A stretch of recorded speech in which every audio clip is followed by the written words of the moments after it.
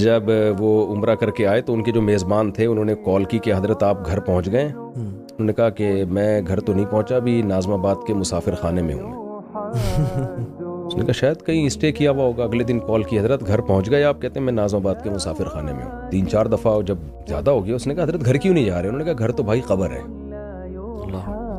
یہ ہمارا مسافر خانہ ہی ہے جس میں میں رہ رہا ہوں, جس کو آپ میرا گھر کہہ رہے ہو. یعنی وہ گھر میں تھے لیکن اس کو کہتے ہیں مسافر خانہ ہی تھے. مجھے یاد ہے جب میری دوسری وائف سے میری دوسری بیٹی کی ولادت کا وقت تھا تو رمضان تھا, میرے پاس 1 روپیہ بھی نہیں تھا, ڈیلیوری کے پیسے نہیں تھے. مجھے ہمارے ایک دوست نے تانا دیا کہ مفتی صاحب آپ کہہ رہے ہیں آپ کے وائف کو آپ ہاسپٹل میں لے کے جانے والے ہیں 1 آدھ دن میں, آپ تو پیسے ویسے ہیں نہیں, بچے آپ کے پیدا ہو رہے ہیں. میں نے اس سے کہا یار یہ تو جب اللہ نے کہا ہے کہ غربت کی وجہ سے نسل روکنے کے تو حرام ہے, ویسے ہی حرام ہے.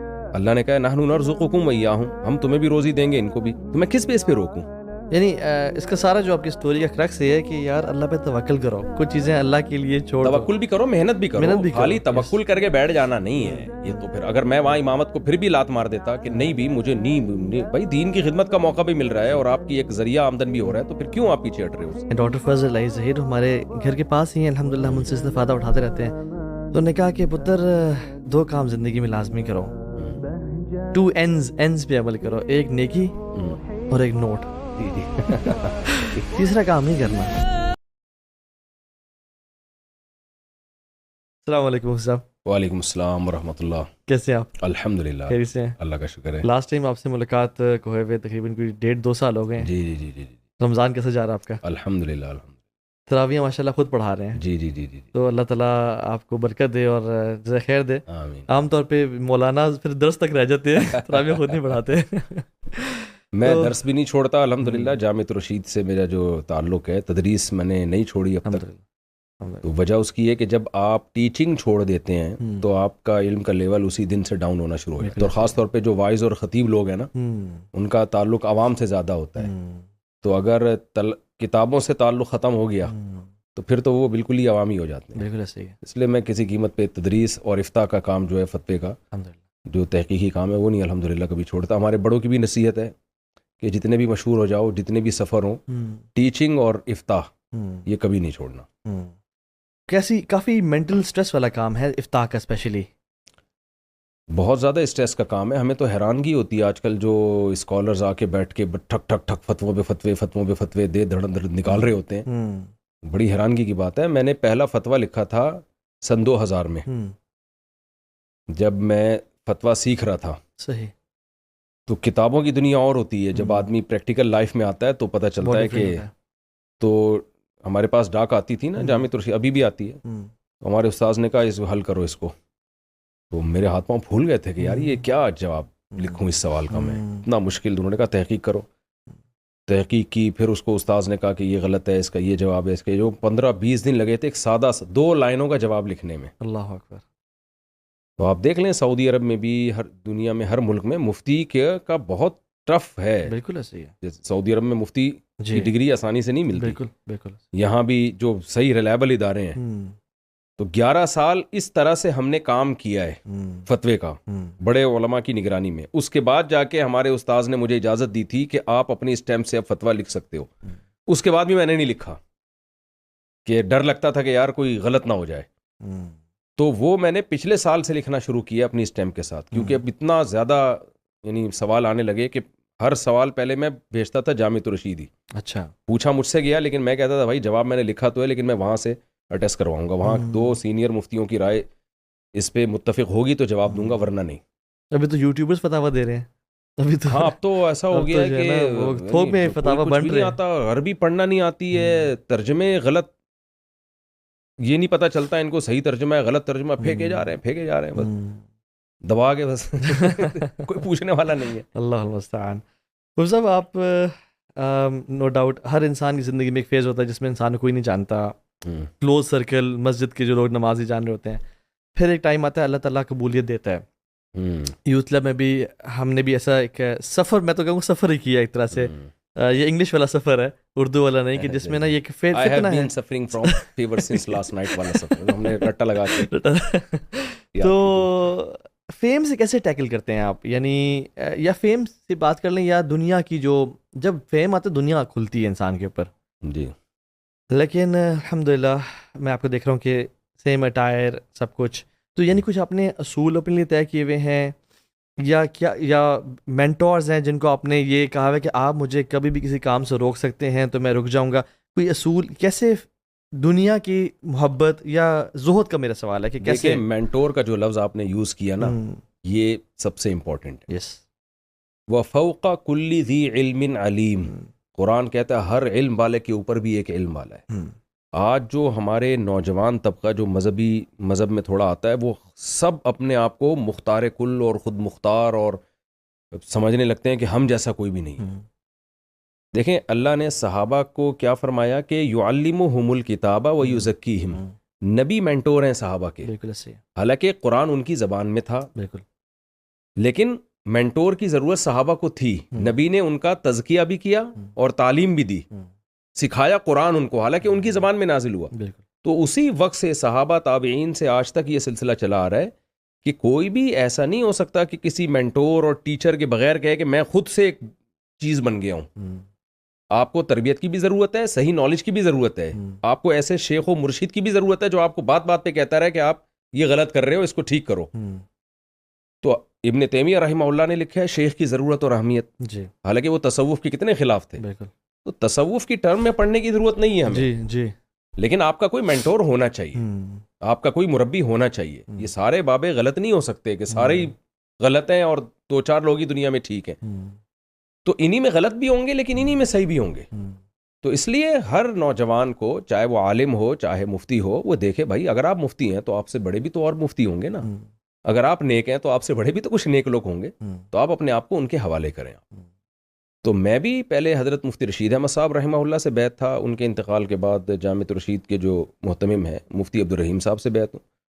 تو اگر وہ مجھے کسی چیز پہ کہہ دیں کہ یہ آپ سوری کرو تو میں سوری کروں گا.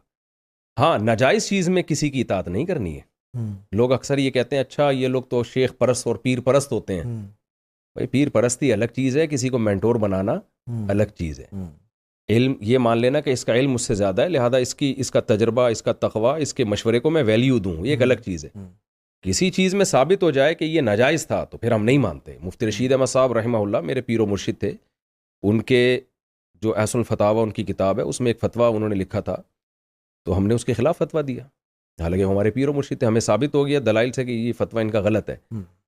دیکھ لیں آپ امام ابو یوسف امام محمد نے کتنے مسائل میں ابو حنیفہ سے اختلاف کیا رحمہ اللہ سے. جی.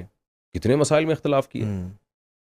یہ بھی ایک الزام لگایا جاتا ہے نا اندھے مقلد ہیں. اندھے بندے نہیں ہیں بھائی، ایسا نہیں ہے. کتنے مسائل امام حنیفہ کے ایسے ہیں جس پہ فقہ حنفی میں فتویٰ نہیں ہے. عقیقہ امام حنیفہ کے نزدیک سنت نہیں ہے لیکن سب علماء کہتے ہیں سنت ہے. تو ایسا مینٹور کسی کو بنانا جیسے میں نے بنایا یا آپ کا بھی کوئی مینٹور ہوگا تو کسی بڑے کو، سینئر کو، اس سے رائے لینا، خود مختار نہ بننا، یہ بہت ضروری ہے. یہ اعتدال کی رائے یہ ہے کہ نہ کسی کو ایسا پیر و مرشد بنایا جائے کہ اس کی ہر بات پتھر پہ لکیر ہو، اس کی بات قرآن و سنت کے خلاف ہو، پھر بھی آپ مان رہے ہیں. اگر میں پیر پرست ہوتا تو میں 2 شادیاں تو کر ہی نہیں سکتا تھا، کیونکہ میرے جو شیخ اور مرشد ہیں وہ 2 شادیوں کے ہمیشہ خلاف رہے ہیں. اچھا. وہ اس لیے نہیں کہ شریعت کے مخالف، وہ کہتے ہیں بھائی یہ کام بہت مشکل ہے اور اس زمانے میں جو دین کی خدمت میں لگے ہوئے ہیں 2 شادیاں کریں گے تو کیا حالات ہوتے ہیں، ان کے دین سے رہ جائیں گے. تو میں تو ان سے بھی اس میں بحث کرتا تھا کہ حضرت اس کی ضرورت ہے اور قرآن و سنت میں جب ہے تو ہے. مولانا شریف تھانوی رحمۃ اللہ علیہ، ان کے لوگ مجھے ملفوظات بھیجتے تھے کہ وہ کہتے تھے اس زمانے میں 2 شادیاں نہیں کرنی چاہیے. ہم جواب میں کہتے تھے مولانا شریف تھانوی رحمۃ اللہ علیہ، ہم ان کی خاک کے برابر نہیں، لیکن اللہ کے نبی نے ایک کام کیا ہے اور لقد کان لکم فی رسول اللہ اسوۃ حسنہ. تو نبی جب آ گئے تو بس ختم ہو گئی بات نا. تو پھر اسلام نے کیوں ترغیب دی ہے؟ تو پیر و مرشد کا یہ مطلب نہیں ہوتا کہ اس کی اندھی تقلید کرنی ہے اور شریعت کی بات کو پیچھے رکھ کے اس کی بات کو فالو کرنا ہے، یہ مطلب نہیں ہے. جو جن چیزوں کا تربیت سے تعلق ہے اس میں اس کو فالو کرنا ہے، اور جس چیز میں وہ ماہر ہے اس میں اپنی رائے کو اس کی رائے پہ چھوڑ دینا ہے. بعض چیزوں میں ان کو مہارت زیادہ ہوتی ہے تو آپ یہ مان لیں کہ مجھے کم مہارت ہے، ان کا تجربہ، ان کا علم، ان کا تقویٰ زیادہ ہے، تو اس ماننے میں خیر ہوتی ہے. تو خود مختار نہیں بننا اور شریعت ساز بھی نہیں بنانا کسی کو. یہ بیلنس ہے، یہ اعتدال ہے جس پہ ہم نے چلنا ہے. آج وہ یعنی 2 بے اعتدالیاں ہو گئیں، یا تو پیر خدا بنا ہوا ہوتا ہے جیسے یہود و نصارہ نے بنا لیا تھا، جیسے یہود و نصارہ بنا لیا کہ اس کا کوئی اس کو ناپنے کا کوئی کرائٹیریا ہی نہیں ہے، وہ حلال کے حلال، وہ جو ہے وہ بس بنا لیا آپ نے اس کو. یا یہ کہ کوئی پیر لیس ہو جاتے ہیں آپ، بالکل ہی کوئی آپ کا مینٹور ہی نہیں ہے، آپ سمجھتے ہیں کہ مجھے پہ قرآن و سنت نازل ہوا ہے، باقی سارے بیوقوف تھے. ایسا نہیں ہوتا بھائی، یہ نہیں ہوتا. تو کچھ آپ کو ان کی طرف سے گائیڈنس یا ویسے جنرل ایڈوائزز کہ دنیا سے بے رغبتی اور زہد اختیار کرنے کے لیے کچھ آپ کے مینٹورز نے آپ کو کہا ہوا ہے کہ یہ؟ کچھ نہیں کہا. 8 سال جب میں ہم مفتی رشید احمد صاحب سے بیعت تھے تو ان کا روزانہ بیان ہی اسی پہ ہوتا تھا.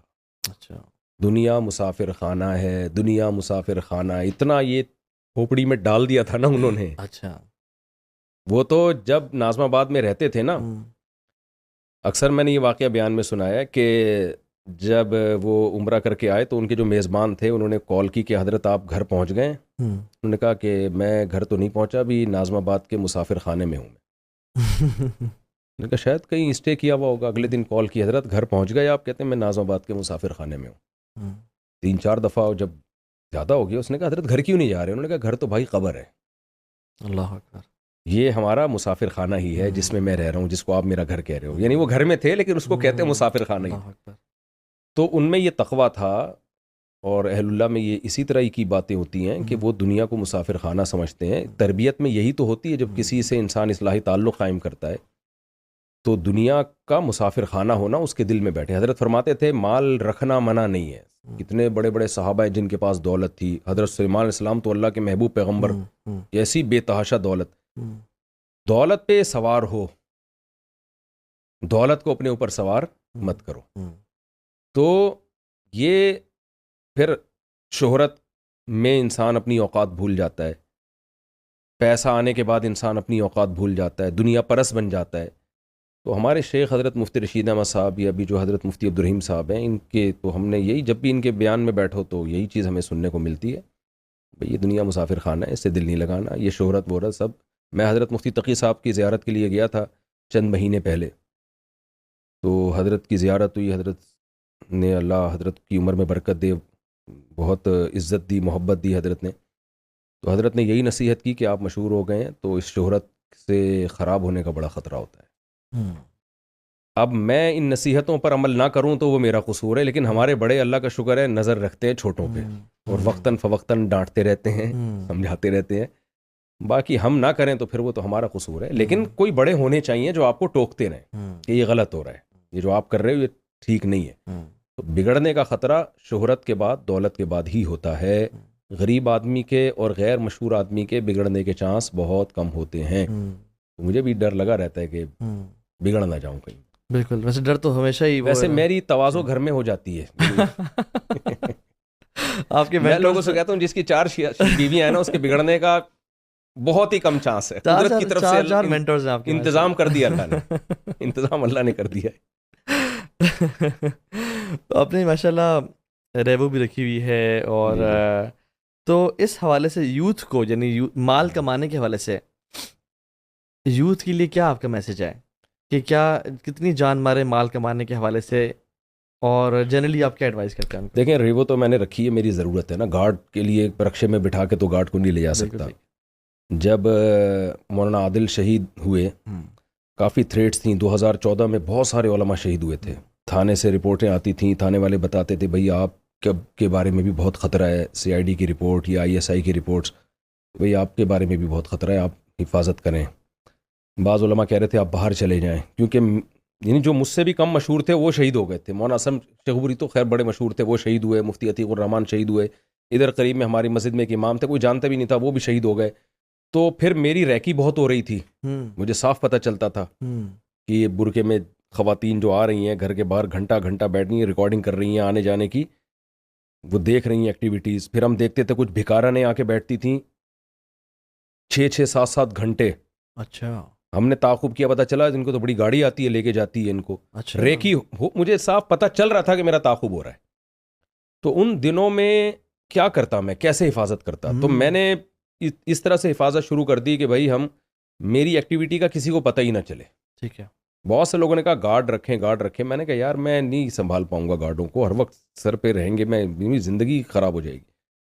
تو وہ ٹف ٹائم تو ہم نے اسی طرح گزارا کہ آنے جانے کا نہیں پتہ چل رہا. پھر مجھے 3 بیویاں تھیں اس وقت، اس کا بھی بڑا فائدہ ہوا لوگ پتہ ہی نہیں چلتا تھا یہ صبح کس گھر سے نکلے گا.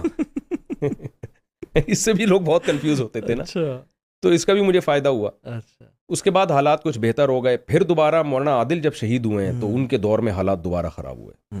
پھر بہت سارے احباب نے مجھے کہا کہ آپ گارڈ رکھیں. تھی یعنی کیا وجہ, یعنی کوئی پاکستان میں تو علماء تو شہید ہو ہی رہے ہیں نا. یہ تو فرقہ پرستی یا کوئی یعنی کیا وجہ اس کی؟ بس ابھی وجہ تو بہت ساری وجوہات ہیں اس کی. اب علماء تو شہید ہو ہی رہے ہیں. بالکل صحیح. مفتی نظام الدین شہید ہوئے. مولانا جو اہل حدیث کے بڑے عالم تھے, کیا نام تھا, احتشام الہی ظہیر تھے, جو جنہوں نے کتاب بھی لکھی تھی سیرت پہ. جی وہ احسان الہی ظہیر. احسان الہی ظہیر جی, خاندانی کتاب انہوں نے سیرت پہ لکھی, ان کو بھی اڑا دیا تھا, شہید کر دیا تھا. بم دھماکے کا. مفتی نظام الدین تھے, مولانا یوسف لدھیانوی تھے, مفتی رشید احمد صاحب پہ بھی حملہ ہوا تھا. ہم وہیں سو رہے تھے, گولیاں ہمارے اوپر سے گئی تھیں, ہم طالب علم تھے اس وقت. تو یہ تو پاکستان میں تو مسئلہ ہے. اللہ المستعان. خیر, تو اب پھر وہ پھر میری ضرورت تھی. گارڈ رکھیں گے تو کہاں بٹھائیں گے ان.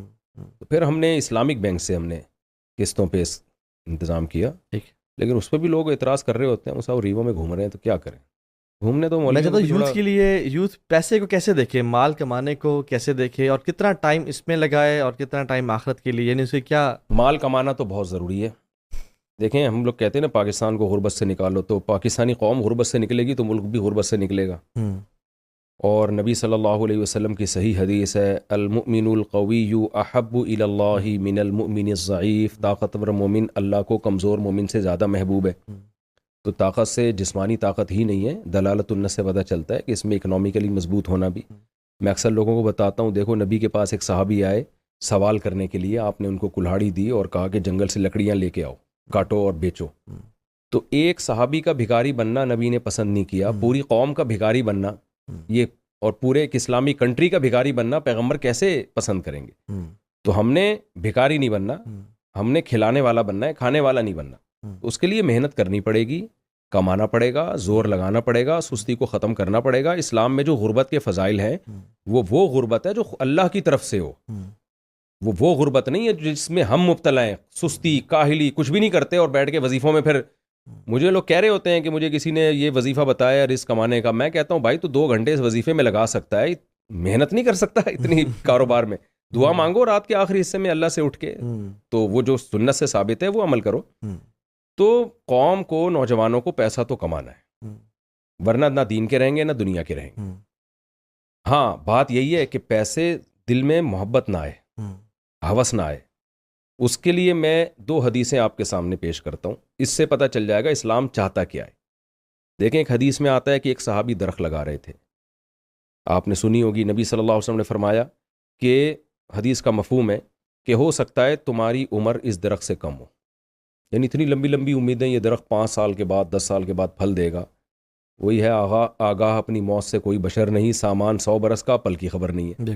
تو اس حدیث سے میں کیا پتہ چلتا ہے کہ درخت لگانے کی حوصلہ شکنی ہو رہی ہے. اس سے تو بھائی ہم جب درخت نہیں لگائیں گے, درخت تو ایک سائن ہے نا, کیا آپ محنت کرتے ہیں آج اور اس کا آؤٹ پٹ کل نکلتا ہے, پھل کل نکلتا ہے. تو نبی ان صحابی سے کہہ رہے ہیں تمہیں کیا پتا کہ تم زندہ رہ پاؤ کہ نہیں رہ پاؤ. اس میں دنیا کمانے سے منع کیا جا رہا ہے. درخت بھی دنیا کمانے ہی کا ایک بہترین ذریعہ ہے. دوسری طرف صحیح بخاری مسلم کی حدیث ہے جس میں آپ صلی اللہ علیہ وسلم نے فرمایا جس نے درخت لگایا تو مرنے کے بعد بھی جب تک چرند پرند اس سے کھائیں گے نا اور فائدہ اٹھائیں گے, اس کو ثواب ملے گا. اس میں درخت لگانے کی ایسی حوصلہ افزائی ہے کہ شاید گوروں کے پاس بھی ایسی موٹیویشن نہ ہو کہ اس کا پھل صرف دنیا میں نہیں ملے گا, مرنے کے بعد بھی. اور صرف انسانوں کو کھلانے کے لیے نہیں, جو چرند پرند جانور فائدہ اٹھائیں گے وہ بھی اجر تمہارے نامہ اعمال میں لکھا جائے گا. ایک حدیث میں درخت لگانے سے منع کیا جا رہا ہے, ایک میں درخت لگانے کا حکم دیا جا رہا ہے. یہ درخت ایک سائن ہے, شریعت کی عادت ہے, اسلام کا مزاج ہے کہ جزیات کے ضمن میں کلیات بیان ہوتے ہیں. قرآن کہتا ہے ماں باپ کو اف نہ کہو, یہ ایک جزیہ ہے. اصل میں قاعدہ بیان کیا جا رہا ہے, تکلیف نہ پہنچاؤ. تو یہ بھی ایک سائن ہے, درخت ایک قاعدہ بتایا جا رہا ہے کہ دنیا کمانے سے منع کیا جا رہا ہے اور دوسرے میں ترغیب دی جا رہی ہے. وجہ اس کی ہے کہ پہلی بیس وہ ہوس کی بیس پر ہے, اور دوسری کیا ہے, اپنے لیے اور اپنی قوم کے لیے, انسانیت کی خدمت کے لیے. تو بھائی آپ پیسہ ہوس کے لیے نہ کمائیں. کتنی عیاشی کر لوگے, قارون سے زیادہ یا فرعون سے زیادہ تھوڑی آپ عیاشی کر سکتے ہیں. لیکن اگر آپ کی نیت درست ہے کہ نبی نے جیسے فرمایا ایماندار تاجر قیامت کے دن پیغمبروں کے ساتھ ہوگا، اگر کوئی اس لیے پیسہ کماتا ہے کہ لوگوں کے سامنے ہاتھ نہ پھیلائے، اپنی قوم کو بھکاری بننے سے بنانا بھی اس میں، بچانا بھی اس میں داخل ہے، تو یہ پیسہ کمانا مقصود ہے، تو یہ آپ کمائیں، یہ صرف آپ کے کام نہیں آئے گا، آپ کے اولاد کے کام آئے گا، آپ کے بیوی بچوں کے کام آئے گا، آپ کی وراثت جاری ہوگی۔ صحیح مسلم کی حدیث ہے، انک ان تذر ورثتہم اغنیاء خیر لہم من ان تذرہم عالۃ یتکففون الناس۔ نبی صلی اللہ علیہ وسلم نے فرمایا کہ تم اپنی اولاد کو ایسے چھوڑ کے جاؤ کہ وہ پیسے والے ہوں، غنی ہوں، یہ بہتر ہے اس سے کہ لوگوں کے سامنے بھیک مانگتے پھریں۔ تو کس قدر زبردست موٹیویشن ہے۔ تو آپ اپنا قبلہ درست کریں کہ پیسہ میں کما کیوں رہا ہوں، اس لیے کما رہا ہوں بھکاری نہ بنوں، ہاتھ میرا اوپر رہے، رشتہ داروں پہ خرچ کروں، قوم میری ترقی کرے گی، میں دینی مدارس میں خرچ کروں گا، میں یوتھ کلب والوں کو پیسے دوں گا، ٹھیک ہے نا، میں دین کی تبلیغ میں پیسہ لگاؤں گا، اور پھر میری اولاد بھی سر اٹھا کے جیے گی، سبحان اللہ۔ پھر اگر آپ مر بھی گئے تو قبر میں بھی ثواب ملتا رہے گا اس پیسے کے بعد آپ۔ تو یہ ہے فرق اسلام کے پیسہ کمانے میں اور جو غیر مسلم کے پیسہ کمانے میں۔ لیکن اس میں ایک فلپ سائڈ یہ بھی ہے کہ اگر تو یہ دور بھرا ہوا ہوتا نا جنید بغدادی جیسے لوگوں سے اور زاہدین سے، کہ لوگ گھر بیٹھے اللہ کرے مساجد میں اور خیرات کر رہے ہیں اور دین کے لیے اپنے آپ کو وقف کیا اور دنیا کے لیے کوئی آفیسز جا ہی نہیں رہا، تو یہ بھی بات سمجھ میں آتی تھی۔ لیکن ابھی تھوڑا سا اپوزٹ نہیں چل رہی دنیا کے، پیسے کے پیچھے نماز قضا ہو رہی ہے، جھوٹ بولا جا رہا ہے، اپنا دین کمپرومائز ہو رہا ہے۔ تو کیا آج کل کا فتنہ مال بھی نہیں ہے؟ تو کیا اس اسپیکٹ سے بھی اگر ہم اس کو دیکھیں، اس کا بھی حدیث میں جواب موجود ہے، فرمایا اجملوا فی الطلب وتوکلوا علیہ، رزق طلب کرنے میں اعتدال سے کام لو۔ سستی الگ چیز ہے، بے اعتدالی الگ چیز ہے۔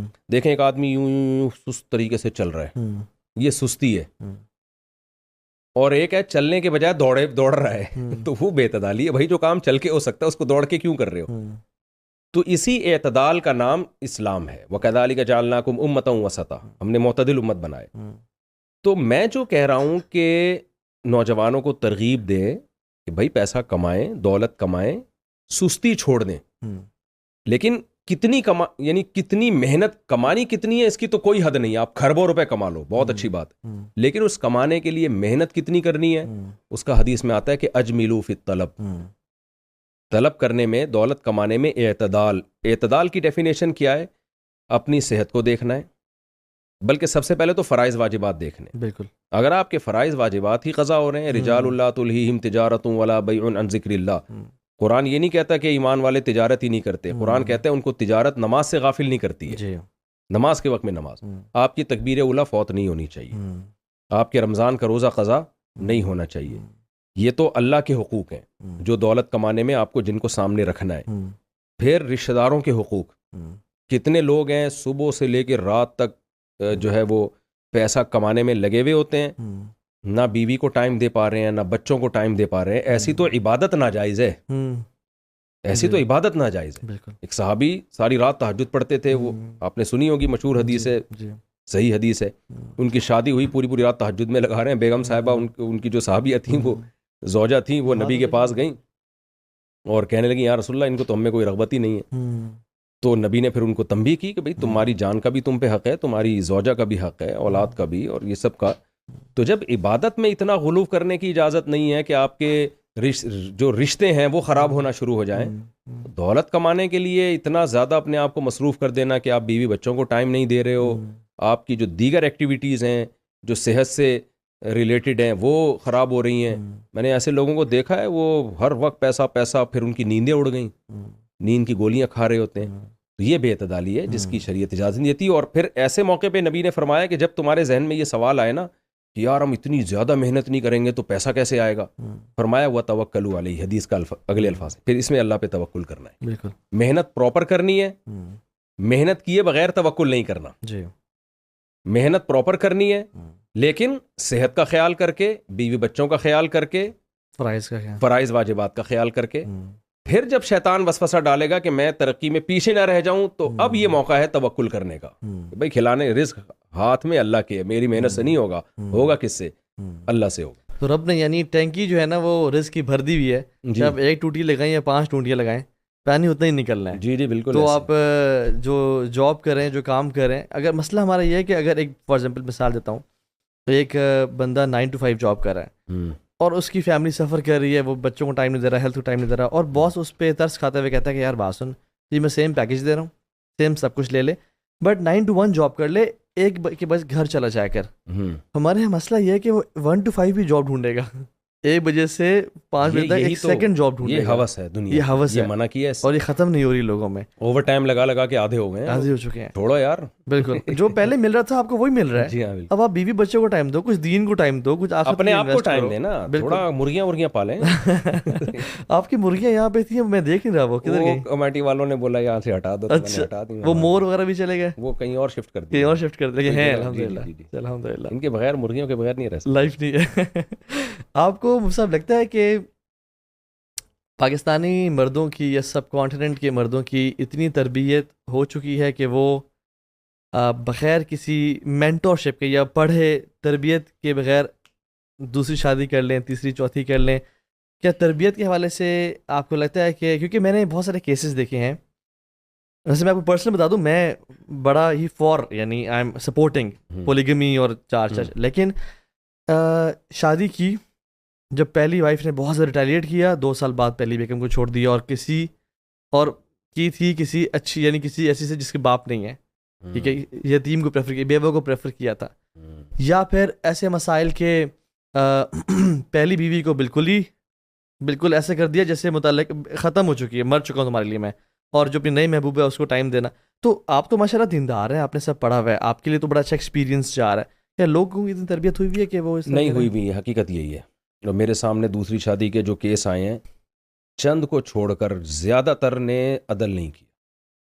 یہ آپ سے زیادہ شاید میں جانتا ہوں یہ بات. بالکل ایسے بہت کیسز آئے ہیں, اور بہت ہی افسوس ہوا, ڈر گئے. جب دوسری کی پہلی کو پتہ چلا تو پہلی کے دباؤ میں آ کے دوسری کو چھوڑ دیا, یا دوسری کی طرف اتنے مائل ہو گئے کہ پہلی اب پرانی ہو گئی ہے, بوڑھی ہو گئی ہے, تو اس کو لٹکا دیا, بالکل ٹائم ہی نہیں دے رہے اس کو, ہوش ہی نہیں ہے.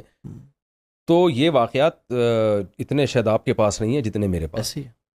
تو اس کی اصلاح کی ضرورت ہے, لیکن اس کی وجہ سے دوسری شادی کی ویلیو کم نہیں ہو جاتی, کیونکہ دوسری شادی نہ کرنے کے جو نقصانات ہیں نا, ان کا کوئی آلٹرنیٹ ہے ہی نہیں, کوئی حل ہی نہیں.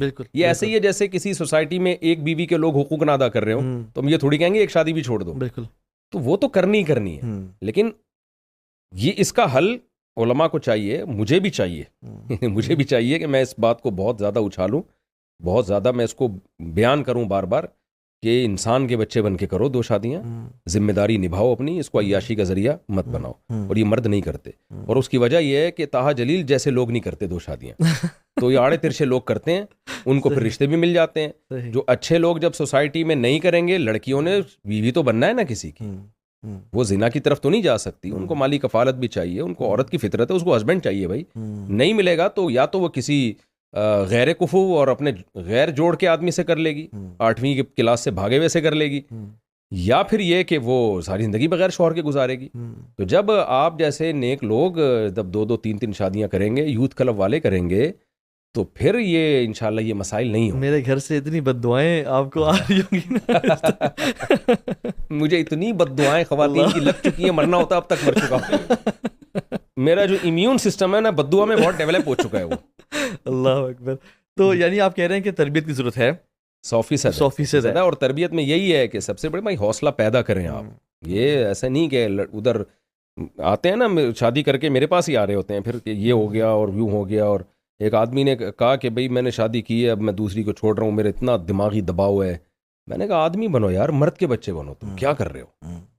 یہاں ان لڑکوں کو بھی پتہ ہے, گواہ ہے یہ کہ ایک صاحب آئے دوسری شادی کر رہے تھے, خاتون بھی آ گئیں, وہ بیچاری پہلے سے طلاق یافتہ تھی. تو وہ جب نکاح پڑھانے کی بات آئی, اس آدمی کے پسینے چھوٹنا شروع ہو گئے.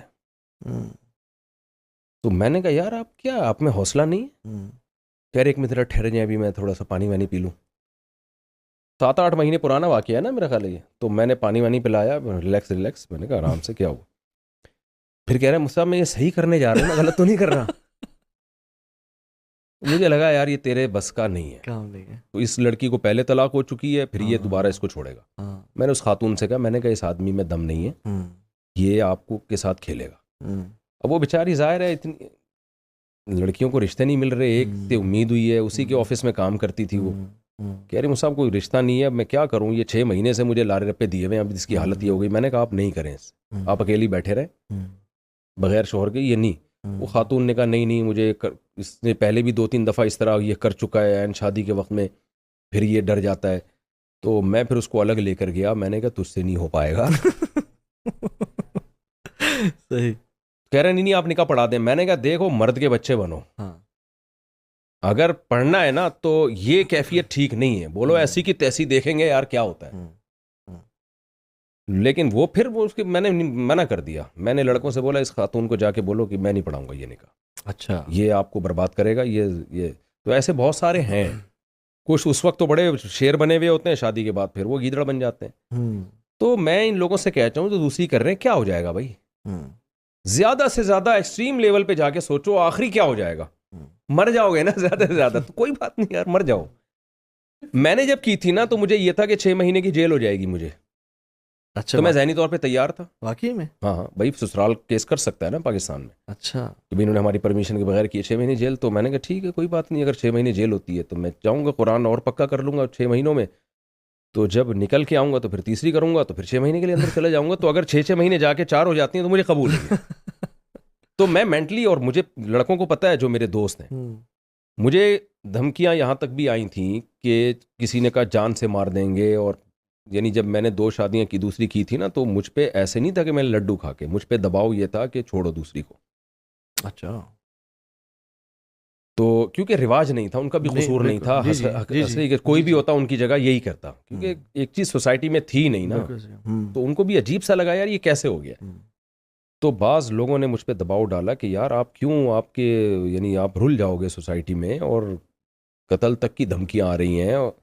میں نے کہا بھائی دیکھو میں نے ایک کام کیا ہے نا, مجھے چاپڑ سے نا قتل کر کے مار کے بوٹیاں کوؤں کو بھی کھلا دیں گے نا, میں چھوڑوں گا نہیں. اب طلاق نہیں دوں گا میں کسی کو اس بیس پہ. ہاں, جس کو نہیں رہنا وہ خود اپنے لیے طلاق مانگ لے مجھ سے. کسی کو کسی کے کہنے پہ دے دوں یہ نہیں ہو سکتا, جو مرضی کر لو. پھر کسی نے کہا کہ آپ کے بچے چھن جائیں گے آپ سے. میں نے کہا بچے چھن جائیں, مجھے مار دو, مجھے جلا دو, مجھے قتل کر دو, سمندر میں پھینک دو. اس بیس پہ دوسری کو چھوڑ دوں کہ دباؤ ہے میرے اوپر, یہ نہیں ہو سکتا انشاءاللہ. میں نے کہا یہ نہیں ہو سکتا. تو یہ بننا پڑتا ہے. اور میں نے کہا نہ اس بیس پہ نہ پہلی کو چھوڑوں گا نہ دوسری کو, اور دونوں کے حقوق بھی ہوں گے, ایک دن وہاں ایک دن وہاں. نہ پہلی کے دباؤ میں آ کے یہ کروں گا کہ جی اب سارا ٹائم اسی کو دینا شروع کر دوں, نہ اس کے محبت میں آ کے یہ کروں گا کہ ویسے میرا جو ہے نا رجحان پہلی کی طرف ہی زیادہ تھا. یعنی لوگ یہ سمجھتے ہیں کہ دوسری کر کے پہلی کو بھول گیا ہے, تو یہ تو دل کی کیفیت ہے نا. یہ خامخواہ کے لوگ کچھ الزامات بھی لگا, بعض مرد دوسری کرتا ہے اس کو پہلی کی اور زیادہ قدر آ جاتی ہے دل میں. اور پہلی سپورٹیو ہو کرتا ہوں. ہاں, اگر پہلی سپورٹیو ہو, اگر سپورٹیو نہ ہو, بہت ریٹیلیٹ کرے, بہت زیادہ واویلا کرے, تو پھر تھوڑا سا یہ بات ہی غلط ہے کہ دوسری کر کے پہلی اس کو آدمی ہوا. ایسا نہیں ہے, ایسا کچھ بھی نہیں ہوتا. میرے ساتھ نہیں ہوا, باقیوں کا مجھے نہیں پتا. ٹھیک ہے نا. تو میں نے کہا بھائی یہ نہیں ہو سکتا. تو میں الحمدللہ باریاں ہی میں لگ, اس دن سے اب تک باریاں ہی چل رہی ہیں, ایک دن وہاں ایک دن وہاں ایک دن وہاں ایک دن وہاں, تو وہ چل رہا ہے. میں کسی کے مشورے پہ باری نہیں چھوڑتا کہ جی وہ. تو میں اب لوگوں سے کہتا ہوں, میں شو مارنے کے لیے یہ واقعات نہیں سنا رہا. جب آپ کسی کی ترغیب پہ 2 کر رہے ہیں تو پھر اس کے اپنے واقعات جو میں بیان کرتا ہوں شو مارنے کے لیے نہیں, اسی لیے بیان کرتا ہوں کہ بھائی پھر آپ یہ حوصلہ پیدا کریں اپنے اندر.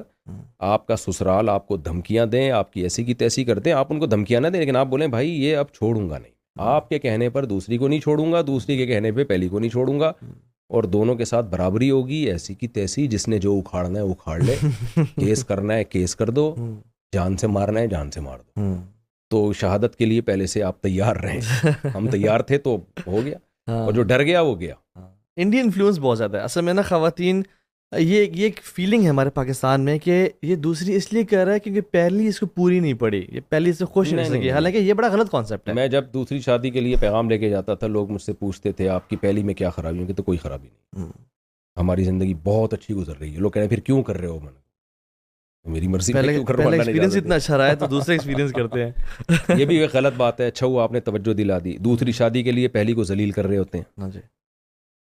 ابھی ایک ٹک ٹاکر ہے نا, بہت غصہ آیا مجھے اس کے بیان پر. اس نے ایک لڑکی سے شادی کی وزیرستان میں کسی لڑکی سے. اچھا, وہ پردے دار لڑکی ہے, تو اب کہہ رہے اسلام میں 4 شادیاں ہیں, 4 شادیاں ہیں. تو اپنی بیوی کو ساری میڈیا پہ لا کے ذلیل کر رہا ہے. تو میں کسی کی ذاتی لائف میں دخل اندازی نہیں کرتا, لیکن اس میں نے بیان دیا تھا. میں نے کہا یہ بہت ہی گھٹیا حرکت ہے کہ آپ اسلام کی 4 شادیوں کا سہارا لے رہے ہو, اور آپ میڈیا پہ لا کے اپنی بیوی کے عیب دنیا کے سامنے بیان کر رہے ہو, اور وہ عیب ہیں بھی نہیں, وہ اس کی خوبیاں ہیں, اس کے اندر ایک حیا ہے. تو یہ بہت گھٹیا حرکت ہے کہ آپ جب دوسری کرنے لگیں تو پہلی پہ آپ الزامات لگانا شروع کرتے ہیں. آپ ایک تو اس پہ سوکن لانے کی تکلیف دے رہے ہیں, اور اوپر سے آپ اس کو سوسائٹی میں ذلیل کر رہے ہیں.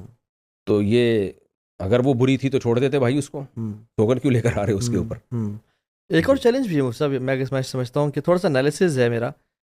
اصل میں نا عرب میں باقی کلچرز میں وائف اتنا زیادہ اپنے آپ کو ایموشنلی فزیکلی انویسٹ نہیں کرتی پہلے گھر میں ساس بہو کی خدمت میں جتنا پاکستانی خاتون کرتی ہے. وہ ہمارے ہاں آ کے نا بالکل اپنے نئے گھر کو اون کر لیتی ہے کہ یہ میرا اپنا گھر ہے, میری ماں ہے, میرا باپ ہے, یہ میں خدمت کروں گی شوہر کے سامنے. یعنی وہ نا مٹی کے ساتھ مٹی بن جاتی ہے, خدمت پیار میں, یعنی دباؤ میں نہیں. اور وہ پر اپنے آپ کو اتنا زیادہ ایموشنلی انویسٹ کر دیتی ہے ہر چیز میں.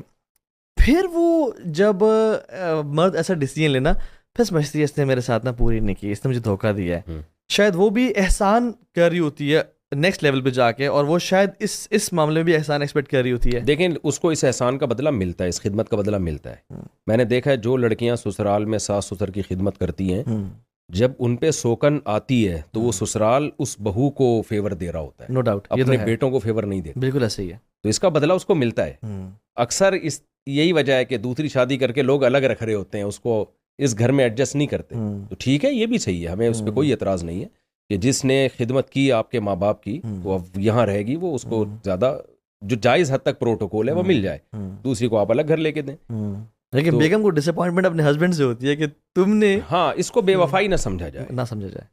دیکھیں اب تو میڈیکل سائنس میں بھی بولنا شروع کر دیا ہے, تو ڈاکٹروں نے, لبرل انٹیوں نے بولنا شروع کر دیا جو ڈاکٹر ہیں, جی بالکل صحیح, کہ مرد کی نیڈ ہے, یہ ظلم ہے اس کے اوپر کہ اس کو دوسری کی اجازت نہ دی جائے. یورپ نے اجازت نہیں دی, تو وہ دیکھیں اس کا, میں نے اپنی جو کتاب ہے 4 شادیوں میں, اس میں جرمنی کی خواتین کے ریفرنس دیے ہیں 100 سال پہلے. وہاں خواتین نے تحریک چلائی تھی کہ مردوں کو 4 شادیوں کی اجازت دو, کیونکہ ہمیں شوہر نہیں مل رہا, ہم شوہر لیس ہو گئی, ہمیں بے وقوفوں سے شادی کرنی پڑ رہی ہے. تو یہ وہ پہلے وہ تو بھگت چکے ہیں, ان کا تو اب سوسائٹی. اور آپ تو افتاح کا کام کرتے ہیں, آپ کو بھی, اور میرے سامنے بھی نا اتنے ڈائیورس کیسز آتے ہیں کہ, اور یہ شیطان نے جو اٹیک کیا ہوا ہے نا ہمارے بیسک جو فیبرک ہے مسلم سوسائٹی کی شادی, اس کو طلاق دلوانے میں, اور وہ جو شیطان اپنے پاس بٹھاتا ہے کہ تم نے میاں بیوی کے بیچ پھڈا کروایا. اتنے کیسز ڈائیورس کے ہو رہے ہیں. تو اب وہ جو بیوہ خاتون ہے وہ کہاں جائے بیسکلی؟ تو اس کا سلوشن تو ڈیفینیٹلی اس میں ہے, لیکن میں سمجھتا ہوں کہ تربیت, میں سمجھتا ہوں ہمارے علماء کو, جو لوگ ہیں ان کو کرنا, پہلے تربیت کرنا, اور پھر کہنا کہ یہ جب تم تیار ہو جاؤ نا پھر فوراً سے کرو انشاءاللہ. اصل میں تربیت بھی وہ کرے نا, تو پہلے خود کرے تو صحیح نا دوسری شادی. علماء تو کر ہی نہیں رہے ہیں, تو وہ بیچارے وہ کیسے تربیت کریں گے؟ اگلا کہے گا کر کے دیکھو پتہ چلے گا پھر تربیت کرنا.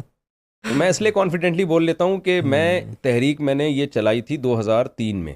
اچھا, جب میں یعنی ایک بیوی تھی میری, ٹھیک, اور میں چلا رہا تھا یہ. اچھا, تو پھر میں نے کی شادی, اور بھگتا, طبیعت سے بھگتا میں. میرے دوستوں کو پتا ہے کہ کیا حال ہو گیا تھا میرا. پھر میں نے جب تیسری کی تو ڈبل بھگتا میں. اچھا, یعنی ایسا ایک بھی میری شادی نہیں ہے کہ ایسے شادی ہوئی اور لڈو بٹنا شروع ہو گئے. ری ایکشن ہر دفعہ میں ہوتا ہے. چوتھی میں ذرا کم ری ایکشن ہوا تھا, وہ گھر والے شاید عادی ہو گئے تھے کہ یار یہ تو باز نہیں آیا, لیکن تیسری تک میں بھی ٹھیک ٹھاک ری ایکشن ہوا تھا. تو آپ کے پاس صبر کے علاوہ کوئی آپشن نہیں ہوتا. بس ٹھیک ہے بھائی, ہر ایکشن کا ری ایکشن ہے. نیوٹن نے ایک نیچرلی خیال آیا کہ مفتی صاحب میں تو کہہ رہا ہوں سکون کے لیے دوسری شادی تیسری شادی, آپ تو کہہ رہے ہیں اتنا ری ایکشن آئے گا تو سکون تو گیا لائف سے. یہ بہت بہترین سوال ہے آپ کا کہ پھر فائدہ کیا. دیکھیں, جب سوسائٹی میں کسی چیز کی ضرورت ہو تو عیش پرست آدمی تو یہ بات کہہ سکتا ہے, عیاش آدمی, کہ چونکہ میرا سکون اس میں خراب ہو رہا ہے لہذا میں نہیں کر رہا. اب اس کو اس سے کوئی غرض نہیں ہے کہ سوسائٹی کا اس کو فائدہ ہو رہا ہے, سوسائٹی کا نقصان ہو رہا ہے, لڑکیوں زنا کی طرف جا رہی ہیں, بیوہ عورتوں کا بیڑا غرق ہو رہا ہے, اس کو اس سے کوئی لینا دینا نہیں. لیکن مسلمان کے سوچنے کی یہ چیز نہیں ہے. آپ کے کنٹری پہ اگر کوئی دشمن اٹیک کرتا ہے, فوجیوں کا سکون کس میں ہے؟ جا کے لڑنے میں یا آرام سے بیرکوں میں بیٹھنے میں؟ اب آفیسر کہہ رہا ہے جا کے لڑو, دشمن سے اٹیک ہوا ہے, کہہ رہے سکون تو اس میں ہے کہ ہم یہاں آرام سے بیٹھیں, لائف کو انجوائے کریں. وہ کہہ رہے تمہارے سکون کا نتیجہ پورے ملک کو بھگتنا پڑے گا, اور تمہارا بھی سکون بعد میں برباد ہوگا. تو جو سکون کی خاطر ایک بیوی رکھتے ہیں نا اور سوسائٹی میں 2 شادیوں کو پروموٹ نہیں کر رہے, جب ان کی اپنی بیٹیاں جوان ہوتی ہیں, میں ایسے علماء کو جانتا ہوں جو ساری زندگی دوسری شادی کی مخالفت کرتے رہے ہیں کہ سکون برباد ہوتا ہے, جب ان کی بیٹیاں جوان ہوئی ہیں رشتے کشکول لے کے نہ پھرتے رہے ہیں کہ یار کوئی ہماری بچی سے کوئی ڈھنگ کا آدمی شادی کر لے, میں کہتا ہوں آپ سکون کا جنازہ نکل رہا ہے یہاں پہ.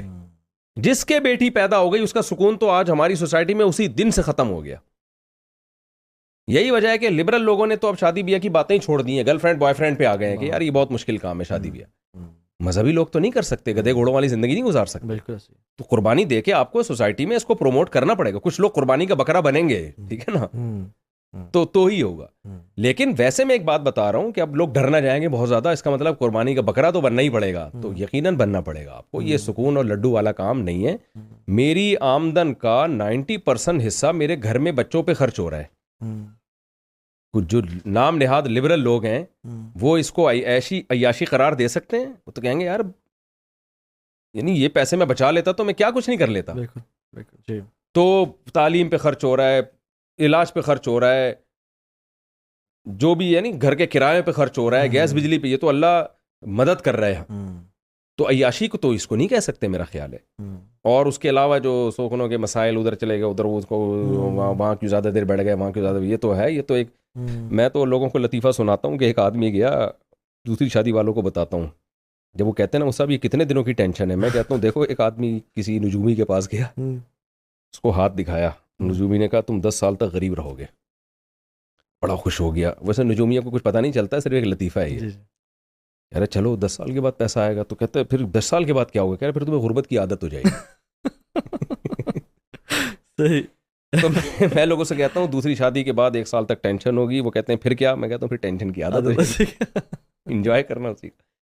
تو ٹینشن تو ہے, لیکن ایک بات یہ کہ چونکہ ہے حلال, اور قرآن کہتا ہے زُیِّنَ لِلنَّاسِ حُبُّ الشَّهَوَاتِ مِنَ النِّسَاءِ, اللہ نے مرد کے لیے سب سے اٹریکٹیو عورت کو بنایا, سب سے اٹریکٹیو عورت کو. اور اللہ نے بیوی کو پیدا کیا لِتَسْكُنُوا إِلَيْهَا, تمہیں سکون ملے گا اس کا رزلٹ یہ ہوگا. تو ان ٹینشنوں میں صرف ٹینشن برائے ٹینشن نہیں ہے, اس میں سکون بھی بہت ہے. مجھے دیکھ لینا اتنی ٹینشنوں کے باوجود میں الحمدللہ مسکرا رہا ہوں, تو اس کا مطلب کچھ تو ہے نا. کیا خیال ہے؟ کچھ تو ہے اس میں, کوئی فائدہ ہے. تو برکت رکھی ہے اللہ نے اس میں. آپ کو اولاد ملتی ہے, آپ کو بیوی کی محبت بھی تو ملتی ہے نا. بھائی آپ کی بیوی اگر آپ سے لڑ رہی ہے تو وہ لڑ بھی تو آپ کی محبت میں رہی ہے نا.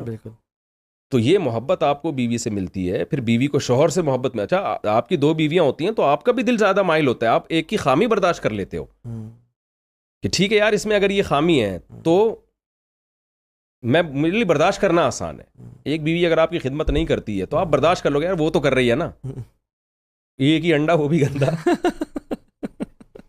تو ایک آدمی میرے پاس آیا, کہتا میری بیوی ہے کم بخت جو ہے, نہ اس کی بات چیت کا انداز اچھا ہے نہ شکل اچھی ہے.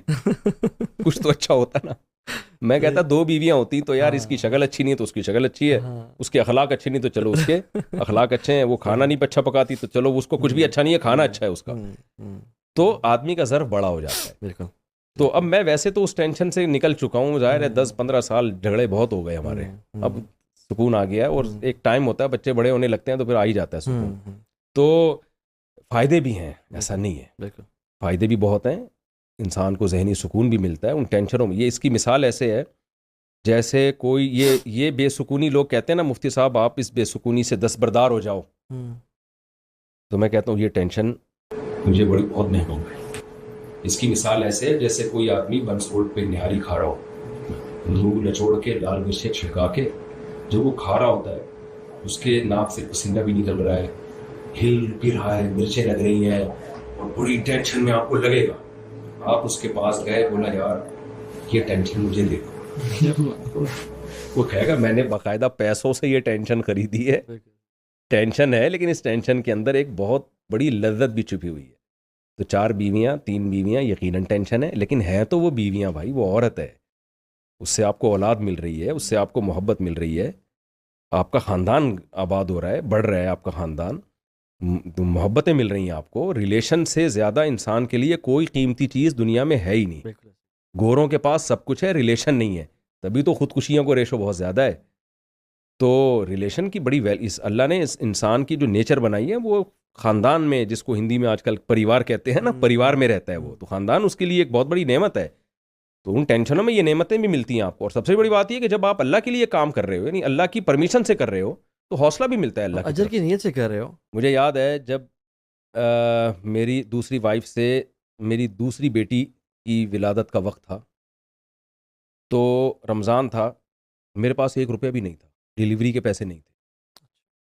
اچھا، مجھے ہمارے ایک دوست نے تانا دیا کہ مفتی صاحب آپ کہہ رہے ہیں آپ کے وائف کو آپ ہاسپٹل میں لے کے جانے والے ہیں 1 آدھ دن میں، آپ تو پیسے ویسے ہیں نہیں، بچے آپ کے پیدا ہو رہے ہیں.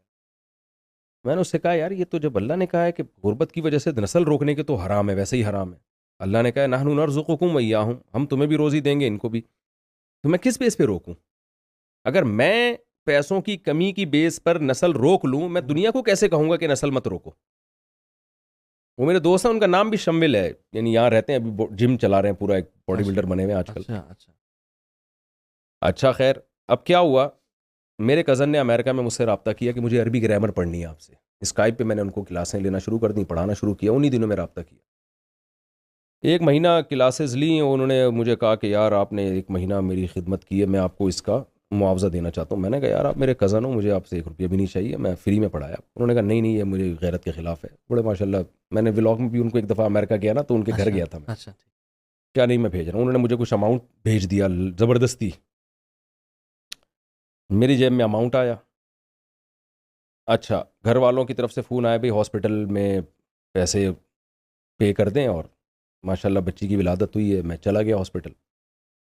بل کتنا بنا تھا؟ جتنے پیسے انہوں نے بھیجے تھے ایگزیکٹ اتنا بل بنا تھا. میں نے وہ جمع کرائے. گھر والوں کو نہیں میں نے بتایا کہ میرے پاس کچھ بھی نہیں تھا، یہ اللہ نے بھیج دیے، تاکہ وہ ڈر نہ جائے کہ بھائی یہ تو توکل پہ چل رہا ہے. کچھ بھی نہیں بتایا. یہ تو اب بتا رہا ہوں جب بچے بڑے ہو گئے میرے. تو میں آیا، میں نے اس کو بولا، میں نے کہا دیکھو بھائی ہو گیا نا، انتظام ہو گیا. تو میرے چندے وندے کے پیسے نہیں ہوتے میرے پاس. لوگ پھر مولویوں پہ یہ طنز کرتے ہیں، اصل میں ان کے پاس تو چندے کا آ رہا ہے. میں 1 روپے بھی میں نے کبھی زندگی میں الحمدللہ چندے کا نہیں کھایا ہے. نہ میں نے، میرا گھر کاروبار سے چلتا ہے. پہلے تو میں نے کاروبار میں بہت پیسے ڈبوئے ہیں، اس کے بعد بزنس میں پیسہ لگایا، اس میں اللہ نے برکت دی. یوٹیوب کی بھی ارننگ ہے میری، تو وہ ارننگ میرے پاس نہیں آتی، جاتی امریکہ ہی ہے، لیکن وہاں سے مجھے بھی وہ بھیج دیتے ہیں. اس میں فتویٰ یہ ہے کہ کچھ فیصد آپ کو صدقہ کرنا پڑے گا، اس کے بعد باقی آپ کے لیے جائز ہے. تو اور یہ فتویٰ بھی یوٹیوب کا میں نے اپنے لیے نہیں لیا. پہلے ہم نے یوٹیوب کا جو فتویٰ دیا ہے، اس وقت تو ہمارا چینل ہی نہیں تھا. اس پہ تمام پہلوؤں سے غور کر کے کہ یوٹیوب کی ارننگ حلال ہے یا نہیں، اس وقت ہمارا چینل بھی نہیں تھا. کیونکہ لوگ یہ کہتے ہیں مولوی لوگ اپنے لیے حلال کر لیتے ہیں. صحیح، اپنے لیے حلال کر. اس وقت ہمارا چینل تھا ہی نہیں، نہ ہمارا زندگی میں کبھی چینل بنانے کا کوئی پروگرام تھا. تو لوگوں کے لیے، لوگوں کو سہولت دینے کے لیے اس پہ تمام پہلوؤں پہ غور کر کے اس کا فتویٰ دیا گیا کہ اگر اس میں چند فیصد صدقہ کر دیا جائے تو باقی رقم حلال ہے. تو پھر میں نے چینل خود بنایا بھی نہیں ہے، میرے پاس چینل کا پاسورڈ بھی نہیں ہے. یہ جو ہمارے ایڈمن ہیں احمد طالب میرا بیان سنتے تھے، میرا بیان سن کے انہوں نے داڑھی رکھی، ان کے گھر میں ماشاءاللہ دین آیا، تو انہوں نے پھر کہا کہ آپ کے بیانات میں چینل پہ بھیجوں، چینل بناؤں گا. چینل بنایا 2018 میں، اور پھر اس کو خود ہی مونیٹائز کیا، پھر خود ہی اکاؤنٹ کھولا، تو اس میں سے میرے اوپر بھی چھڑکاؤ کرنا شروع کر دیا انہوں نے. تو وہ بھی میری ایک سورس آف انکم ہے. اس کے علاوہ جامع رشید سے مجھے سیلری ملتی ہے، مسجد سے مجھے سیلری ملتی ہے. پھر میں نکاح بھی پڑھاتا ہوں، رجسٹرڈ کرتا ہوں، اس کی بھی ایک کمیشن رکھا ہوا ہے ہم نے کہ بھئی جب ہم اس کو باقاعدہ نادرہ سے رجسٹرڈ کر کے دے رہے ہیں. تو مجھے کبھی نہیں ایسا ہوا کہ مجھے کسی کے سامنے ہاتھ پھیلانا پڑے. جیسے جیسے بیویوں کی تعداد بڑھتی گئی، بچے بڑھتے گئے، خود بخود انکم بڑھتی گئی ہے. تو میں لوگوں سے کہتا ہوں اب کہاں سے آئے کیسے آئے یہ اللہ کا کام ہے. یجعل لہ ویرزقہ من حیث لا یحتسب، وہاں سے آئے گا جہاں سے تمہارا گمان بھی نہیں ہوگا. اور ایک بات آپ کے توسط سے جب آپ نے سوال پوچھ لیا ہے، لوگ اکثر کہتے ہیں مولوی جو ہے نا وہ لالچی ہو گیا ہے اور یوں ہو گیا ہے اور پیسے کما رہا ہے. میرے باہر کے جتنے سفر ہوتے ہیں فری ہوتے ہیں، میرے کسی بیان کا 1 روپیہ بھی نہیں ہوتا. بلکہ جہاں کسی نے میرے بیان کا پیسہ رکھا ہے، میں نے اس کو باقاعدہ یوٹیوب پہ کلپ بنا کے اس کی حوصلہ شکنی کی ہے. میں نے کہا یہ اپنی طرف سے کیا ہے، اور آئندہ اس طرح کی کمپلین ہو تو مجھے بتائیں. ایک بات تو یہ. دوسری بات یہ کہ کچھ پیسے کمانے کے جائز طریقے ہیں لیکن نامناسب ہیں، میں وہ بھی استعمال نہیں کرتا. یعنی لوگ گاڑی تو دیکھ رہے ہیں میری، اور دیکھ رہے ہیں کہ مفتی صاحب کیسے ماشاءاللہ اتنی بڑی فیملی کو پال رہے ہیں، یہ نہیں دیکھ رہے کہ میں جائز طریقے سے جتنے کما سکتا ہوں نا، آپ کی سوچ ہوگی، بالکل، اور وہ ناجائز بھی نہیں ہے، لیکن صرف اس لیے نہیں کما رہا کہ جائز تو ہے لیکن نامناسب ہے۔ کتنی کمپنیوں نے مجھے آفر کیا کہ آپ اپنا نام ہمیں دے دو ٹی ڈاٹ،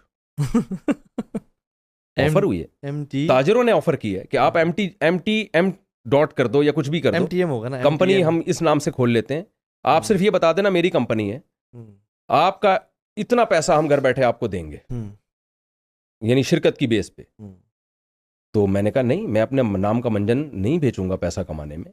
کتنے لوگ ہیں، میں تو صرف لوگوں کے ہوٹلوں کے افتتاح کرتا رہوں نا جا کے، یا لوگوں کی کمپنیوں کو پروموٹ کرتا رہوں، اس کے مجھے کتنے پیسے مل جائیں گے۔ میں صرف پروڈکٹ آپ کی، ہمیں یہاں کیا ہوا، کسی نے ایک ٹوپی لا کے رکھ دی کہ کوئی بھی مہمان آیا کریں تو یہ ٹوپی دیا کریں اس کو، آپ مجھے کیا پتا یہ آدمی اپنی کمپنی کو پروموٹ کر رہے ہیں میرے ذریعے سے، میں نے گفٹ دینا شروع کر دی، بعد میں پتا چلا بھائی یہ تو کمپنی ہے، تو میں نے فوراً پابندی لگائی۔ وہ آدمی مجھے اچھا خاصا شیئر دے سکتا تھا اس کا۔ میں یہاں جو ایک ریکارڈنگ کروا رہا ہوں، یہاں کسی کمپنی کی بوتل رکھ دوں میں، جی مارکیٹنگ، ساری اسٹریٹجیز مارکیٹنگ کروں، جی کتنا پیسہ میں کما سکتا ہوں۔ میں لوگوں سے کہتا ہوں کہ میرے پاس پیسہ کمانے کے جو ذرائع ہیں نا، کروڑوں نہیں اربوں روپے، ایک ایک امریکہ کے ٹرپ میں کروڑوں نہیں اربوں کما سکتا ہوں، جو کہ میں نہیں کما رہا، اور وہ جائز بھی ہیں۔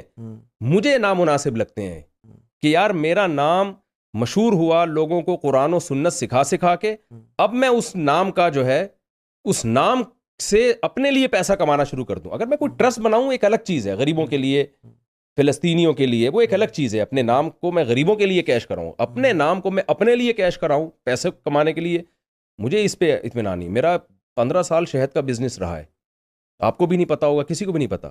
لوگ مجھے کہتے تھے اس پہ آپ اپنے نام کا وہ لگائیں، یہ مفتی طارق مسعود کا شہد ہے۔ نہیں بھائی، نہیں، اپنے نام کا نہیں منجن بیچنا میں نے، شہد جس نے خریدنا ہے آ کے خریدے۔ میں نے کمپنی بھی میری کمپنی بھی ہے، لیکن میں نے اپنے نام سے کمپنی بھی نہیں بنائی، اور کوئی بھی جو بھی میرا بزنس ہے، کہیں بھی میں یہ کہیں ممبر پہ میں نے نہیں اناؤنسمنٹ کیا کہ بیٹھ کے یہ میرا بزنس ہے۔ مجھے یہ چیز غیر اخلاقی لگتی ہے۔ جو کر رہے ہیں وہ جائز کر رہے ہیں، ان پہ مجھے اعتراض نہیں ہے۔ تو میں، جو لوگ مجھ پہ اعتراض کرتے ہیں نا، یہ مولوی بک گیا ہے اور یہ یوں ہو گیا، میں کہتا ہوں بھائی صاحب، ہم تو جو جائز طریقہ ہے نا وہ بھی نہیں کر رہے، صرف اس بیس پہ کہ جائز ہے، نامناسب ہے۔ بزنس سب کر سکتے ہیں، میں بھی کر سکتا ہوں، اور کر رہا ہوں۔ میں نے انویسٹمنٹ کی ہوئی ہے لوگوں کے ساتھ، کر رہا ہوں الحمدللہ، جن پہ مجھے اعتماد ہے، اور اس کے مجھے فائدہ بھی ہو رہا ہے۔ پراپرٹی بھی لی، پھر میں نے جب ارننگ ہوئی تو اس کو بچا کے پراپرٹی لی، جو رینٹ پہ دی میں نے، وہ میرا رینٹ بھی آتا ہے، تو چندوں پہ نہیں ہے، اور کوئی غیر نامناسب طریقہ بھی الحمدللہ میں اب تک کی رپورٹ کے مطابق، ٹھیک ہے نا، میں استعمال نہیں کر رہا۔ اس لیے جو میرے پاس جو اللہ نے مجھے وسائل دیے، خالصتاً 19.25 کی وجہ سے دی۔ بالکل صحیح، ٹھیک ہے نا۔ لوگ کہتے ہیں 19.25، لوگ کہتے ہیں بھی کچھ دن پہلے 16.5 کہہ رہے تھے، اور 19.25۔ اچھا 19.25، ٹھیک ہے، اچھا ماشاء اللہ 19.25، اللہ خیر عافیت کے ساتھ پورا 19 کر دے۔ میں لوگوں سے کہتا ہوں یار، ہم تو 2003 میں کہتے تھے نا کہ آپ نسل بڑھاؤ، اللہ کھلانے والا ہے، لیکن اب بھی ڈھیٹ لوگ باز نہیں آ رہے۔ وہ کہتے ہیں اصل میں تمہیں تو اس لیے کھلا رہا ہے کہ تمہارا تو وہ چمتکار ہو گئی کاروبار میں۔ بھائی چمتکار نہیں ہو گئی، ہم آپ کے سامنے پہلے بھی تھے، اب بھی ہیں، اور میرے ساتھ ایسے واقعات ہیں نا، جیسے جیسے شادی ہوئی ہے رزق کے دروازے کھلے ہیں۔ دوسری شادی جب میں نے کی تھی، میں صرف جامع ترشید میں ٹیچر تھا، میری ایک سورس آف انکم تھی۔ جب میں نے دوسری کی تو میں نے کہا یار تنخواہ ایک ہے، 2 بیویاں کیسے پلیں گی؟ تو مجھے فوراً ایک مسجد میں امامت کی آفر آئی کہ ہمیں امام چاہیے، جامع ترشید آئے وہ لوگ، اردو اسپیکنگ امام ہو، اور قرات اچھی ہو، تقریر اچھی جانتا ہو، ایسا امام چاہیے ہمیں۔ تو ہمارے استاذ نے ہمیں کہا بھائی صاحب یہ مسجد ہے، آپ چلے جائیں یہاں پہ۔ میں نے کہا بھائی میں امام نہیں بنا، بہت بڑے مسائل ہیں امام بننے میں، مسجد سنبھالنا آسان نہیں۔ انہوں نے کہا آپ چلے جائیں، یہ چلا گیا میں، تو انہوں نے مجھے گھر بھی دے دیا، تنخواہ بھی آئی۔ اسی 4 دن پہلے میری شادی ہوئی تھی۔ اللہ اکبر، یہ اللہ تعالیٰ دروازے کھولتا ہے نا۔ کون کر رہا ہے جی؟ اس کو حسن اتفاق کہیں گے، وہی والا اتفاق ہو گیا، ڈارون والا، بندر سے انسان اتفاق سے بن گئے۔ تو اتفاق کھاتے میں ڈالنا ہے تو سب ڈال دو۔ تو یہ صرف ایک کا واقعہ نہیں ہے، ایسے واقعات کی ایک طویل فہرست ہے۔ یہ اللہ بتا رہا تھا کہ بھائی یہ اس وجہ سے ہو رہا ہے، اس وجہ سے ہو رہا ہے، اس لیے میں لوگوں سے ہمت کرو بھائی۔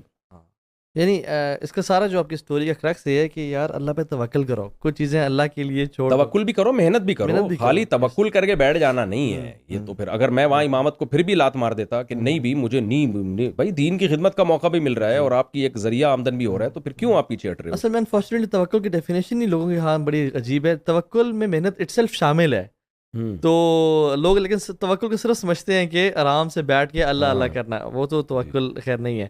لیکن یہ کہ شادی اور اولاد تو ایک ہے, کثرت استغفار ہے, نیکیاں کرنا ہے, حج عمرہ کرنا ہے, بہت ساری چیزیں ہیں. تو اس ساری کا مقصد یہ کہ آپ بس کریں, اللہ کے احکامات پہ آنکھیں بند کر کے عمل کریں اور دیکھیں اللہ سبحانہ وتعالیٰ کس طرح سے آپ کے لیے رزق کے دروازے کھولتا ہے. اصل میں نا ہم لوگ بڑے میٹیریلزم کی پیداوار ہے نا. میں الحمدللہ میں نے جو پہلا عمرہ کیا نا, حج تو جامع ترشید نے ہمیں کرا دیا تھا, کسی نے اسپانسر کیا تھا, کسی نے ہدیتاً کروایا تھا. اللہ ان کی عمر میں برکت, مجھے پتہ بھی نہیں کون تھے, انہوں نے اپنا نام بھی چھپایا تھا. اور کہا میں جامعہ کے چند اساتذہ کو بھیجنا چاہتا ہوں, اس میں میرا بھی نام آیا تھا. تو ان کے لیے تو ہم نے بڑی دعائیں کی وہاں جا کے, جو بھی غیب سے جس نے بھیجا ہے. مفتی عبدالرحیم صاحب تو جانتے تھے ان کو, لیکن آپ کو نہیں, اس نے نہیں ہمیں بتایا ہوا تھا. تو پھر میں نے جب میرے پاس کچھ پیسے جمع ہوئے نا, تو میں نے عمرہ کیا اس سے. حالانکہ اس وقت بھی میں ہینڈ ٹو ماؤتھ ہی چلتا تھا, کوئی زیادہ اضافی پیسے نہیں تھے. لیکن میں نے یہ سوچ کے کہ یار ایک دفعہ جو ہے کسی نے تو کرا دیا تھا, اب اپنے خرچے پہ ایک دفعہ اللہ کے گھر کی زیارت کرو. تو وہی جو آپ کی بات ہے کہ حج عمرے پہ جو پیسہ خرچ ہوتا ہے ریٹرن ہو جاتا ہے. تو اس وقت بھی میں ہینڈ ٹو ماؤتھ ہی چلتا تھا, لیکن میرے پاس ایک رقم جمع ہوئی. میں نے کہا اللہ کیا کہے گا, دوسرے کے خرچے پہ آ گیا تو حج کرنے میرے گھر میں, تو ذرا اپنا بھی تو تیل نکال کے آنا. تو اس لیے پھر میں نے اس میں رمضان میں الحمدللہ عمرہ کیا. تو وہ بھی میں نے دیکھا کہ اللہ تعالیٰ لوٹا دیتا ہے, اللہ تعالیٰ لوٹا دیتا ہے. تو جو حج پہ خرچ ہو, عمرے پہ خرچ ہو, صدقہ خیرات میں خرچ ہو, رشتہ داروں پہ, سب سے زیادہ مال میں برکت کا ذریعہ آپ اپنے بہن بھائیوں پہ خرچ کرو, تو اس میں تو روزی اللہ چھپڑ پھاڑ کے دینا شروع کر دے گا. صلہ رحمی. جی اس پہ بھی ایک بڑا دلچسپ واقعہ ہے, پھر کبھی سنائیں گے. ہمارے استاذ ہیں حضرت مفتی عبدالرحیم صاحب, جو میرے پیر و مرشد ہیں. ان کی عادت ہے وہ رات کو بخاری اپنے سرہانے رکھ کے سوتے ہیں. کہتے ہیں جب میں صبح اٹھتا ہوں نا, تو بخاری کھول کے دیکھتا ہوں, جو حدیث سامنے آ جائے میں نے یہ سوچا ہوا ہے کہ آج ایک دفعہ اس پہ لازمی عمل کروں گا میں فوراً. یعنی اسی طرح میں ایک دفعہ سویا, تو جب تہجد پڑھتے ہیں پابندی سے, وہ کہتے ہیں میں نے جب تہجد میں آنکھ کھولی, میں نے حدیث کھولی تو اس میں تھی من احب ان ينسأ له في اثره فليصل رحمه.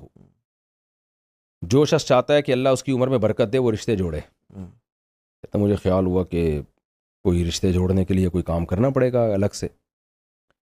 تو کہتے ہیں کہ میرے پاس تھوڑی سی ایک اماؤنٹ پڑی ہوئی تھی, جو میں نے رکھی ہوئی تھی اپنی بچی کے شادی پہ, کوئی خرچہ وغیرہ ہوگا تو اس پہ کروں گا.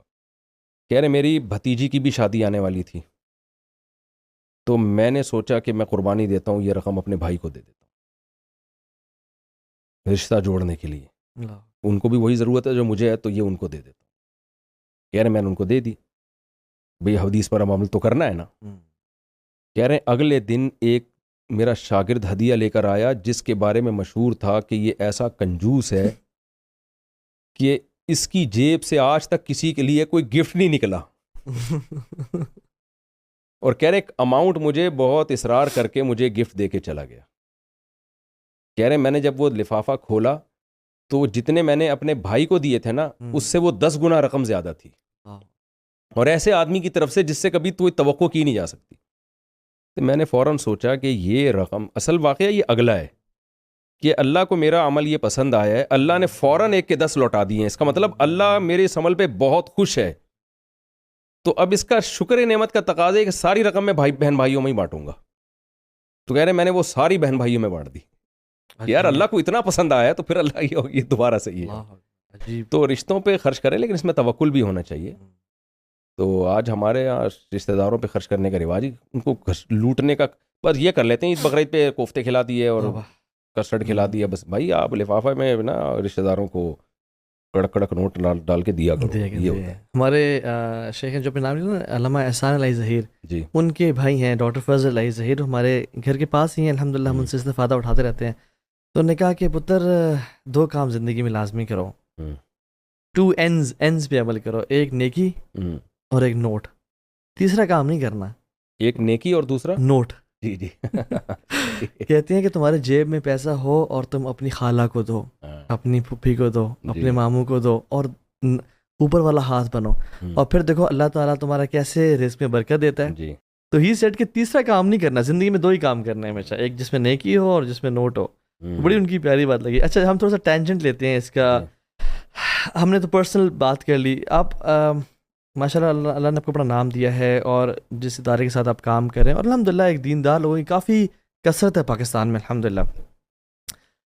آپ کو پاکستان کے حوالے سے کیا لگتا ہے کہ کیا فیوچر ہے پاکستان کا, یا جو اس پاکستان ملک میں شریعت کیسے آئے گی, چینج کیسے آئے گا, جی, اور اس کا کیا ذریعہ ہو سکتا ہے؟ جو لوگ سن رہے ہیں فار ایگزامپل, ان کو نا اصل میں نا بہت سارے منجن بک رہے ہیں مارکیٹ میں, لیفٹ سے لے کے چلے جائیں رائٹ پہ.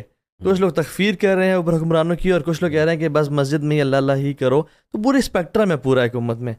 لیکن میں آپ سے جاننا چاہتا ہوں کہ آپ کا جو فارمولا آف چینج ہے یا شریعت کا پاکستان میں کیسے؟ دیکھیں, نظام کی تبدیلی کی جو کوشش نہیں کرتا وہ بدترین مجرم ہے. بالکل, اس میں 2 رائے نہیں ہو سکتی. جو صرف اپنی عبادت میں لگا ہوا ہے, اللہ اللہ میں لگا ہوا ہے, کو کوئی غرض ہی نہیں ہے ملک کدھر جا رہا ہے, کیا کرنا ہے ہم نے, وہ تو بدترین مجرم ہے. اس کی مثال وہی ہے, لم یتمعر فی یا وجہ, حدیث میں آتا ہے نا کہ بنی اسرائیل میں ایک شخص تھا اللہ اللہ کرتا تھا, تو جب عذاب آئے اللہ نے کہا اس کو پہلے ہلاک کرو. تو جو نظام کی تبدیلی کی کوشش نہیں کر رہے وہ بدترین مجرم ہے. دوسری طرف ایک انتہا ہے کہ پاکستان دارالکفر ہے, یہ سارے کافر کے بچے ہیں, اڑا دو, پھوڑ دو, مار دو, تباہ کر دو, یہ کر دو, یہ حکمران کافر, وہ فلانا کافر, وہ فلانا مرتد, وہ فلانا ایسا. طاغوت کا لفظ جو ہے نا, طاغوت بہت کفر بواہ کے مرتکب ہیں, یہ کفر بواہ کے مرتکب ہیں. جب قرآن و سنت کی تشریح اسلاف سے ہٹ کے ہوگی تو پھر یہی نتیجہ نکلے. اسلاف میں سب سے پہلے تو 4 ائمہ ہیں بھائی, ان کے فتاویٰ کیا ہیں, ان کے مذاہب میں مفتہ بھی قول کیا ہے, کہ کیا کسی کو عمل کی وجہ سے کافر قرار دیا جا سکتا ہے؟ قطعاً نہیں. یہ جو آیتیں ہیں وَمَن لَّمْ يَحْكُم بِمَا أَنزَلَ اللَّهُ فَأُولَٰئِكَ هُمُ الْكَافِرُونَ, اس کی جتنے بھی لوگوں نے تفسیر کی ہے, علامہ ابن کثیر کو دیکھ لیں کہ جو اللہ کے فیصلوں پر فیصلہ نہیں کرتا وہ کافر ہے, یا تو اس سے کفرن دونا کفرن مراد ہے. جیسے من ترک الصلاۃ متعمدا فقط کفر, جو نماز چھوڑ دے وہ کافر ہے, حدیث میں آتا ہے. جو معاہدہ کر کے توڑ دے, لا ایمان لمن لا عہد له, وہ اس میں ایمان سرے سے ہے ہی نہیں, تو مطلب کیا ہے, پھر کافر ہے. تو ان احادیث کو جمہور نے اس کی تعویل کی ہے کہ کفرن دونا کفرن مراد ہے, کفر اصغر مراد ہے اس سے. یعنی اسلام ملت اسلامیہ سے جب ہوگا جب اسلام کے حکم کو ناپسند کرے. اب آپ امریکہ کی عدالت میں ہیں, وہاں آپ کو اسلام پہ فیصلہ کرنے کی اجازت ہی نہیں ہے. تو آپ نظریاتی طور پہ یہ مانتے ہیں کہ اصل فیصلہ اسلام ہی کا ہے, لیکن چونکہ میں یہاں قانون پابند ہوں تو میں امریکہ کے لاء کے حساب سے فیصلہ کر رہا ہوں. اصل فیصلہ اسلام ہی کا ہے, اس سے آپ کافر نہیں ہوں گے. آپ یہ ورنہ اگر یہ کافر ہوں تو قبائلیوں میں جتنے جرگے ہوتے ہیں آج تک ہوتے رہے ہیں, وہ کون سا اسلام پہ فیصلہ کر رہے ہوتے ہیں. تو یہ سارے کے سارے کافر تو 4-6 آدمی بچ جائیں گے میرا خیال ہے. سعودی عرب میں ہر قانون اسلامی تھوڑی ہے, تو سعودی عرب کے جج بھی کافر ہو جائیں گے. ایک صاحب اسی طرح میرے سے بحث کر رہے تھے کہ یہ جج جتنے کافر ہیں وہ غیر شرعی فیصلے. میں نے کہا یار یہ کفر کا تو دائرہ اتنا وسیع ہوگا کہ سارے ہی کافر ہو جائیں گے پھر. تو ان کو گناہگار کہہ دو, یہ ہلکا لفظ ہے, گناہگار کہہ دو, مجرم کہہ دو, کافر نہ کہو آپ. کیونکہ یہ تو بہت, یعنی اس کی تفسیر جو فقہ کی کتابوں میں اس کی جو لم یحکم بما انزل اللہ فاولئک هم الکافرون کے جو تفسیر لکھی, ہم اپنی طرف سے تھوڑی ہے, ظالمون کا لفظ بھی ہے, فاسقون کا لفظ بھی ہے. تو نبی صلی اللہ علیہ وسلم نے فرمایا کہ میرے بعد کافر نہ ہو جانا کہ ایک دوسرے کی گردنیں مارنے لگو. آپ نے فرمایا قتال المسلم کفر, مسلمان کو کا قتال, اس سے قتل کرنا کفر ہے. کیا مطلب قاتل کا نماز جنازہ نہیں پڑھایا جائے گا؟ بالکل پڑھایا جائے گا. کیا اس کے لیے توبہ, حدیث میں یہ بھی تو آتا ہے کہ 100 انسانوں کا قاتل تھا پھر بھی اللہ نے اس کی توبہ قبول کی. تو یہ کفر سے تشدید مراد ہوتی ہے, اس سے یہ نہیں کہ سچی مچی کا کافر ہو جائے گا. سچی مچی کا کافر جب تک عقیدہ اس کا صحیح ہے تو کافر نہیں ہوگا. عملی خرابی سے کوئی کافر نہیں ہوتا. جج اگر یہ سمجھتا ہے کہ اسلام کا یہ فیصلہ ہے اور قانون یہ کہتا ہے تو اسلام کے مقابلے میں یہ زیادہ بہتر ہے, پھر کافر ہوگا, کیونکہ یہ عقیدے کی خرابی ہے. لیکن اس کو وہ بہتر مانتا یہی ہے کہ اسلام ہی بہتر ہے, لیکن میں چونکہ لاء کا پابند ہوں اس لیے میں اس پہ فیصلہ کر رہا ہوں, تو پھر کافر نہیں کہہ سکتے ہم اس کو. یا اس کے پاس نالج ہی نہیں ہے, وہ اس غیر اسلامی قانون کو اسلامی سمجھ رہا ہے, عذر بالجاہلیہ, وہ جہالت میں آئے گا, وہ کافر تھوڑی ہوگا. تو پاکستان کا جو لاء ہے نا, آئین ہے, اس میں یہ ہے کہ قرآن و سنت کے منافی کوئی قانون نہیں بنے گا، بالکل ہاں امپلیمنٹ نہیں ہوتا. جی تو اس لیے ابھی حضرت مفتی تقی عثمانی صاحب کا بھی ریسنٹلی اس پہ بیان آیا ہے کہ پاکستان کو ایک گنہگار مسلمان ریاست کہا جائے گا، کافر نہیں کہا جائے گا، دارالکفر نہیں کہا جائے گا، اسلامی ریاست ہے. جیسے ہم ہیں مسلمان، عملی طور پر ہم پریکٹسنگ مسلمان نہیں ہیں. جی تو پاکستان کا بھی لاج میں جب یہ چیز آ گئی ہے کہ قرآن و سنت کے منافی کوئی قانون نہیں بنے گا، تو آگے جو بن رہا ہے تو اس کو آئین کو توڑا جا رہا ہے. تو اس پہ یہ آواز اٹھائی جائے بھائی آئین کو مت توڑو.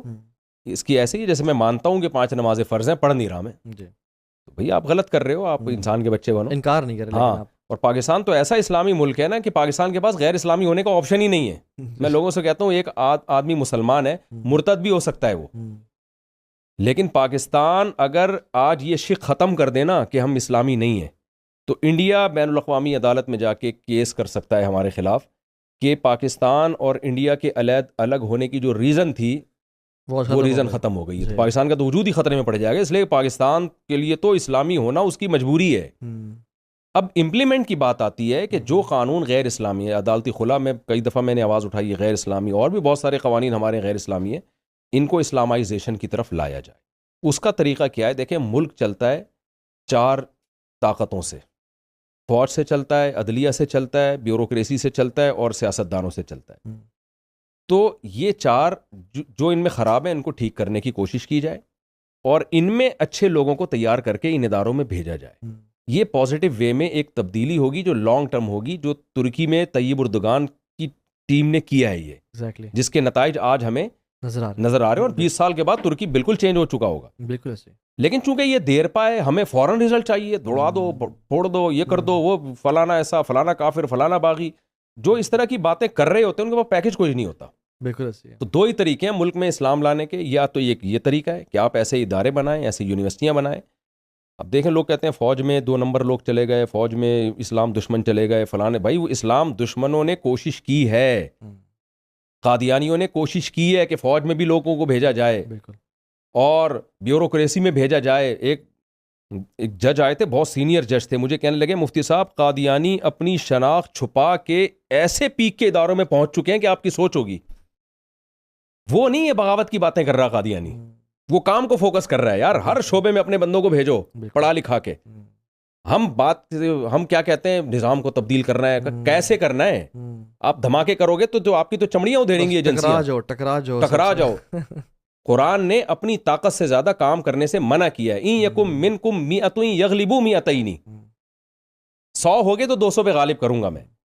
100 سے کم ہو تو پھر کوئی وعدہ نہیں ہے اللہ تعالیٰ کا، بلکہ منع ہے، ناجائز ہے. اس آیت کی تفسیر میں علماء نے مفسرین نے لکھا ہے کہ اگر آپ کے پاس طاقت نہیں ہے، آپ کے حرام ہے آپ کے لیے، کیونکہ بغاوت کے بہت شدید نقصانات ہوتے ہیں. علامہ ابن تیمیہ رحمہ اللہ نے علامہ ابن تیمیہ تو کتنے سخت مزاج کے تھے، لیکن انہوں نے یہ بات لکھی ہے کہ اسلامی تاریخ میں بغاوت کے کبھی بھی مثبت نتائج نہیں نکلے. پہلے بنو امیہ کے خلاف بغاوت ہوئی، خلافت 2 حصوں میں ڈیوائیڈ ہو گئی.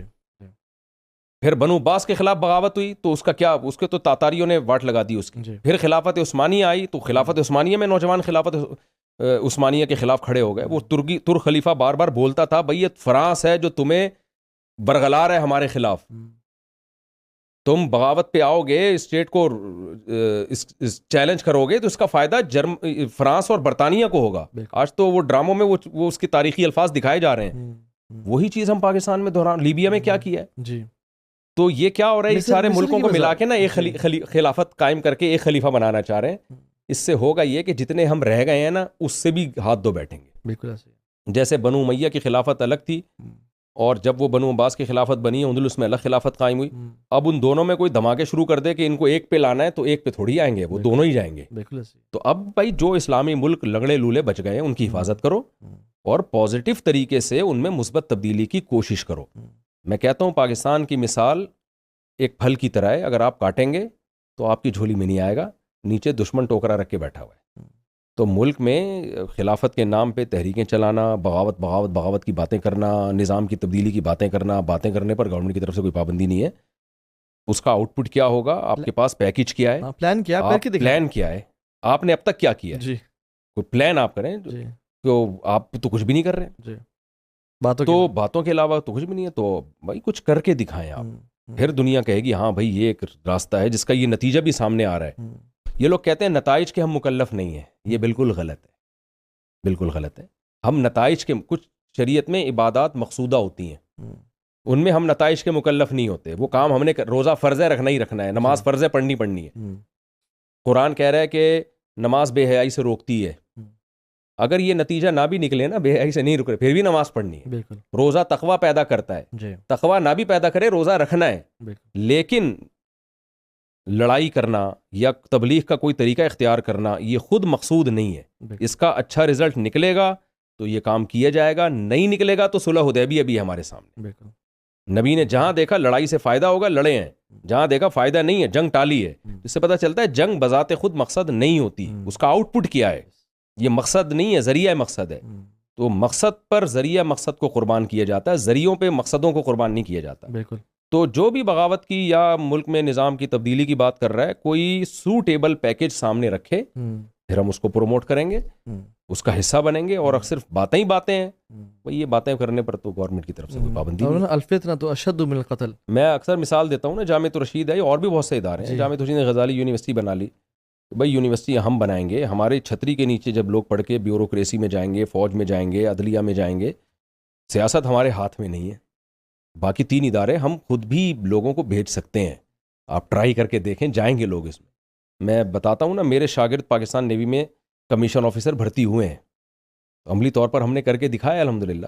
تو جب اسی طرح دین کا علم رکھنے والے لوگ فوج میں اور عدلیہ میں اور بیوروکریسی میں جائیں گے تو انشاءاللہ اچھی تبدیلی آئے گی. بالکل مایوس نہیں ہونا چاہیے، محنت کریں. تو اللہ کہتا ہے والذین جاہدوا فینا لنہدینہم سبلنا. محنت ہی نہیں کرے پر بیٹھ کے، ہم 50 سال سے تو یہی کر رہے ہیں، بالکل پھینک ہی رہے ہیں. ہم نے کیا کیا ہے ملک کو اسلامائزیشن کی طرف لے جانے کے لیے؟ ہم نے کیا کیا؟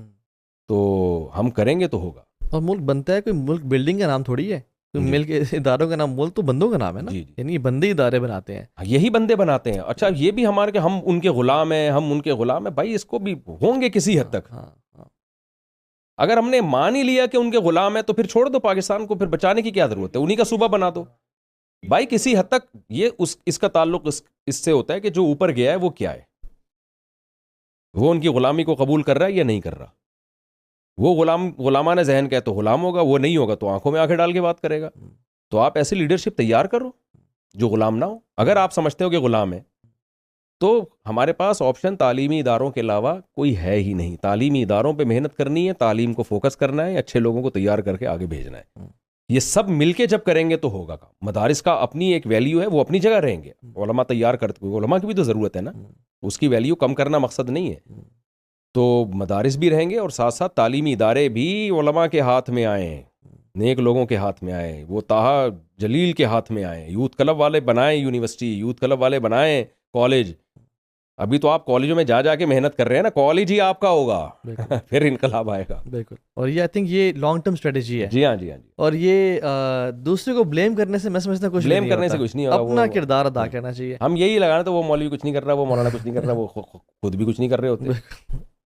میں ڈاکٹر ذاکر نائک سے بیٹھا ہوا تھا تو ان سے میں نے پوچھا، میں نے کہا ڈاکٹر صاحب اللہ نے جتنا آپ کو نام اور پبلک فیم دیا ہے، آپ کسی بھی اسلامی ملک میں اسپیشلی پاکستان لے لیں یا ملیشیا لے لیں یا ٹرکی لے لیں، اگر آپ جاتے ہیں اور آپ پولیٹکس میں پارٹیسپیٹ کرتے ہیں، بڑا پازیٹیو چینج نہیں آئے گا. آپ ایسا کیوں نہیں سوچتے، ایسا کیوں نہیں کرتے؟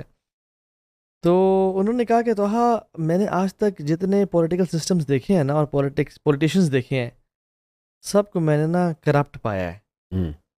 تو میں اگر اس گند میں جاؤں گا تو میرا اپنا ایمان کھونے کا ڈر ہے. تو what we have to do is, ہم نے کیا کرنا ہے کہ ہمیں نیک لوگ تیار کرنے ہیں اور ہم ان اداروں میں بھیجیں. اور دوسرا لابینگ کریں. جی یعنی جب میں بے شک ادارے کا پرائم منسٹر نہیں بن رہا اور اس میں میرے اپنے ایمان کا ڈر ہے، لیکن میں پرائم منسٹر کے پاس بیٹھ رہا ہوں، اس کی اصلاح کر سکتا ہوں. اور حکمرانوں کے اگینسٹ جانے سے کچھ بھی نہیں ہوگا. ہمارے سامنے مجدد الفسانی رحمۃ اللہ علیہ کی تحریک ہے ہندوستان میں. اکبر بادشاہ تھا، ملحد تھا، ایتھیس تھا، خنزیر کھانے کے فتوے اور پتہ نہیں کیا کیا، سب علماء نے چھوڑ دیا تھا اس کو. سب نے کفر کے فتوے لگا دیے تھے. وہ اور علماء کا دشمن ہو گیا، حکومت سے کون لڑ سکتا ہے؟ مجدد الفسانی رحمۃ اللہ علیہ، شیخ احمد سرہندی، وہ اٹھے، انہوں نے جا کے اس سے دوستیاں بڑھائیں، اس کو ہدیے دیے. تو آہستہ آہستہ اتنا رسوخ پیدا کیا کہ وہ کلمہ پڑھ کے دنیا سے گیا، اور اس کی نسل میں عالمگیر رحمۃ اللہ علیہ پیدا ہوئے جو ٹوپیاں بیچ کے گزارا کرتے تھے اور ہندوستان کی تاریخ بدل دی انہوں نے. تو حکمرانوں سے ریلیشن ایک اپنے لیے ہوتا ہے، یہ چاپلوسی ہے، اور ایک قوم کے لیے ہوتا ہے، امت کے لیے ہوتا ہے، امت کے لیے ہوتا ہے. یہ جو ہم ہر وقت اگینسٹ پالیسی اختیار کرتے ہیں نا، اس سے عوام میں مقبولیت تو ہو جاتی ہے. عوام تو کچھ بلے بلے حق پرستی کا نعرہ لگاتی، ماشاء اللہ بڑا حق پرست ہے، ڈٹا رہتا ہے، یہ تو ہو جاتا ہے، لیکن کوئی پازیٹیو تبدیلی آتی نہیں. تو آپ ملیں وزیر اعظم سے ملیں، آپ آرمی چیف سے ملیں، آپ جج سے ملیں. جب یہ جو سپریم کورٹ کا جج تھا نا جو ریٹائر ہو گیا، مجھے نام ذہن سے نکل گیا، 5-6 سال پہلے ریٹائر ہو گیا، جس نے قادیانیوں کے خلاف بل پاس کر دیا تھا. افتخار کی بات تو نہیں کر رہے؟ نہیں افتخار کے بعد، چودھری افتخار کے بعد. اچھا. تو اس نے قادیانیوں کے خلاف بڑا زبردست فیصلہ کیا تھا. فیصلے میں جامع الرشید کا بڑا ہاتھ تھا. جامع الرشید نے ان کو بلایا، سمجھایا محبت سے، دیکھیں آپ یہ کام کر لیں، اس سے بہت ہوگا، ہم یہ دلائل کی دنیا میں یہ بہت بھاری موقف ہے. تو اس نے کہا ٹھیک ہے، پھر آپ کیس ہو دلائل سے آپ ثابت کر دیں. تو قادیانی کیا کر رہے تھے، اپنی شناخت چھپا کے بہت اوپر تک چلے جاتے ہیں. تو اس پہ پھر جامع الرشید سے مفتی حسین صاحب کو بھیجا گیا. پھر جامع الرشید ہی نے مشورہ دیا تھا کہ تمام مکاتب فکر کے لوگ آئیں اس میں، تاکہ کسی ایک مسلک کی چھاپ نہ لگے. تو خود جامعہ ہی نے نام دیا، بریلویوں سے فلاں کو لے جائیں، اہل حدیث سے فلاں کو لے جائیں، شیعہ سے فلاں کو لے جائیں، یہ سارے مل کے ان سے کیس کروایا قادیانیوں کے اگینسٹ. تو پھر الحمدللہ وہ کیس جیتے اور لاء کا حصہ بنا وہ. بالکل کہ اب قادیانی اگر شناخت چھپاتا پکڑا گیا تو پنشمنٹ ہے، ٹھیک ٹھاک سزا ہے اس پہ. تو تمیز سے ہو گیا نا ایک کام. وہی کنٹینر لا کے رکھ دیتے، اڑا دو چیف جسٹس کو، اڑا دو اور فلانے کو اڑا دو اور فلانے کو اڑا دو، شو لوگ تو ہیرو تو بنا دیتے آپ کو.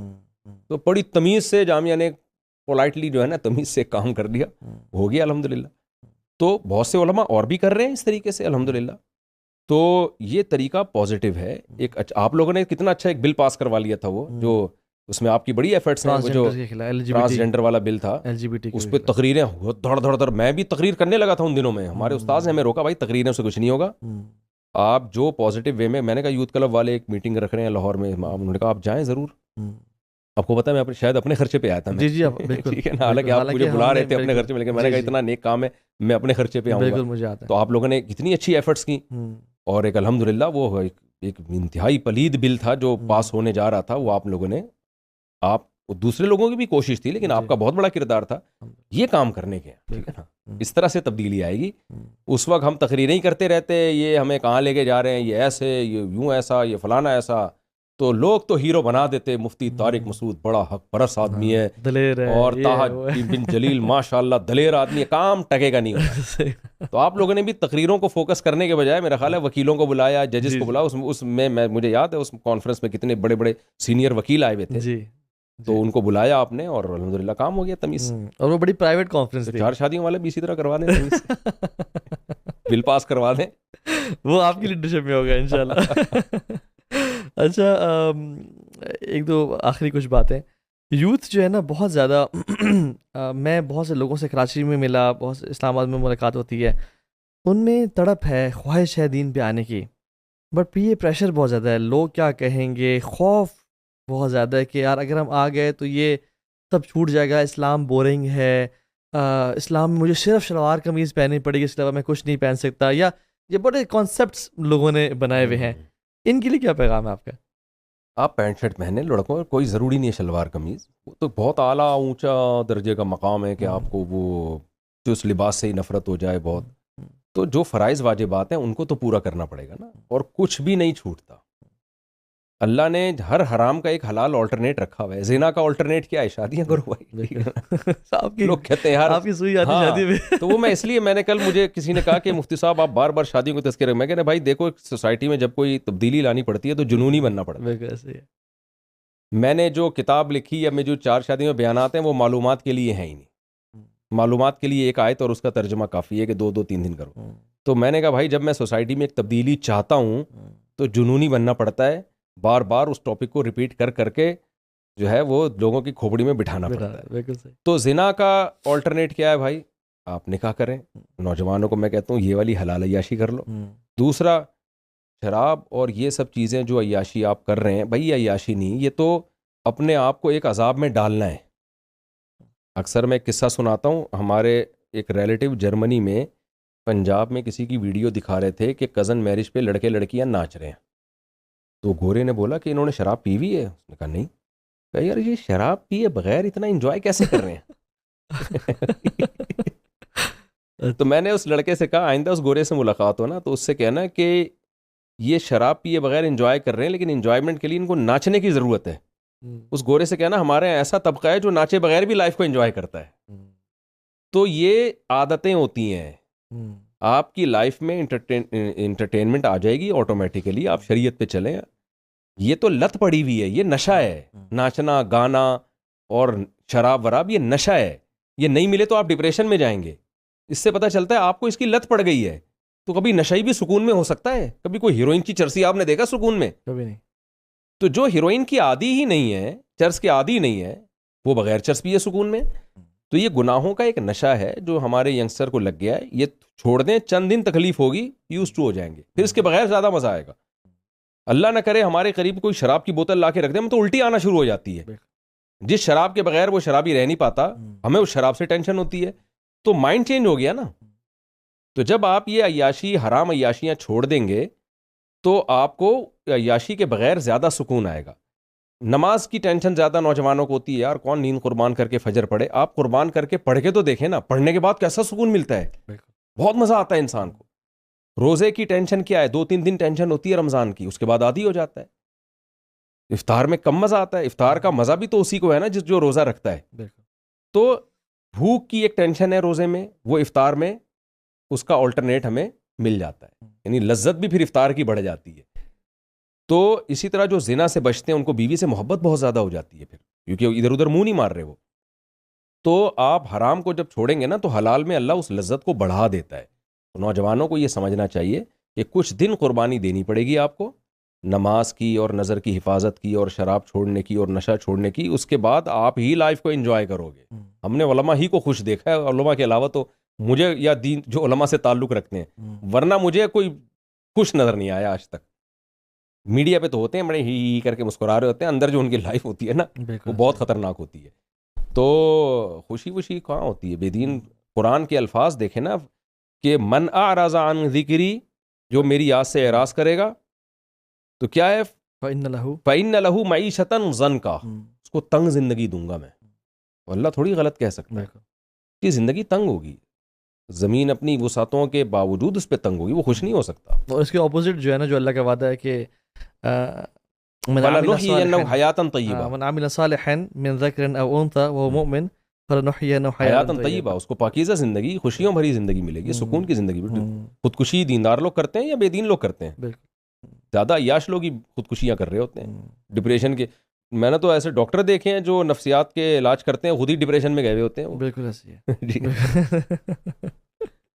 تو اس میں عیاشی دین پہ چلنے میں مزہ ہے.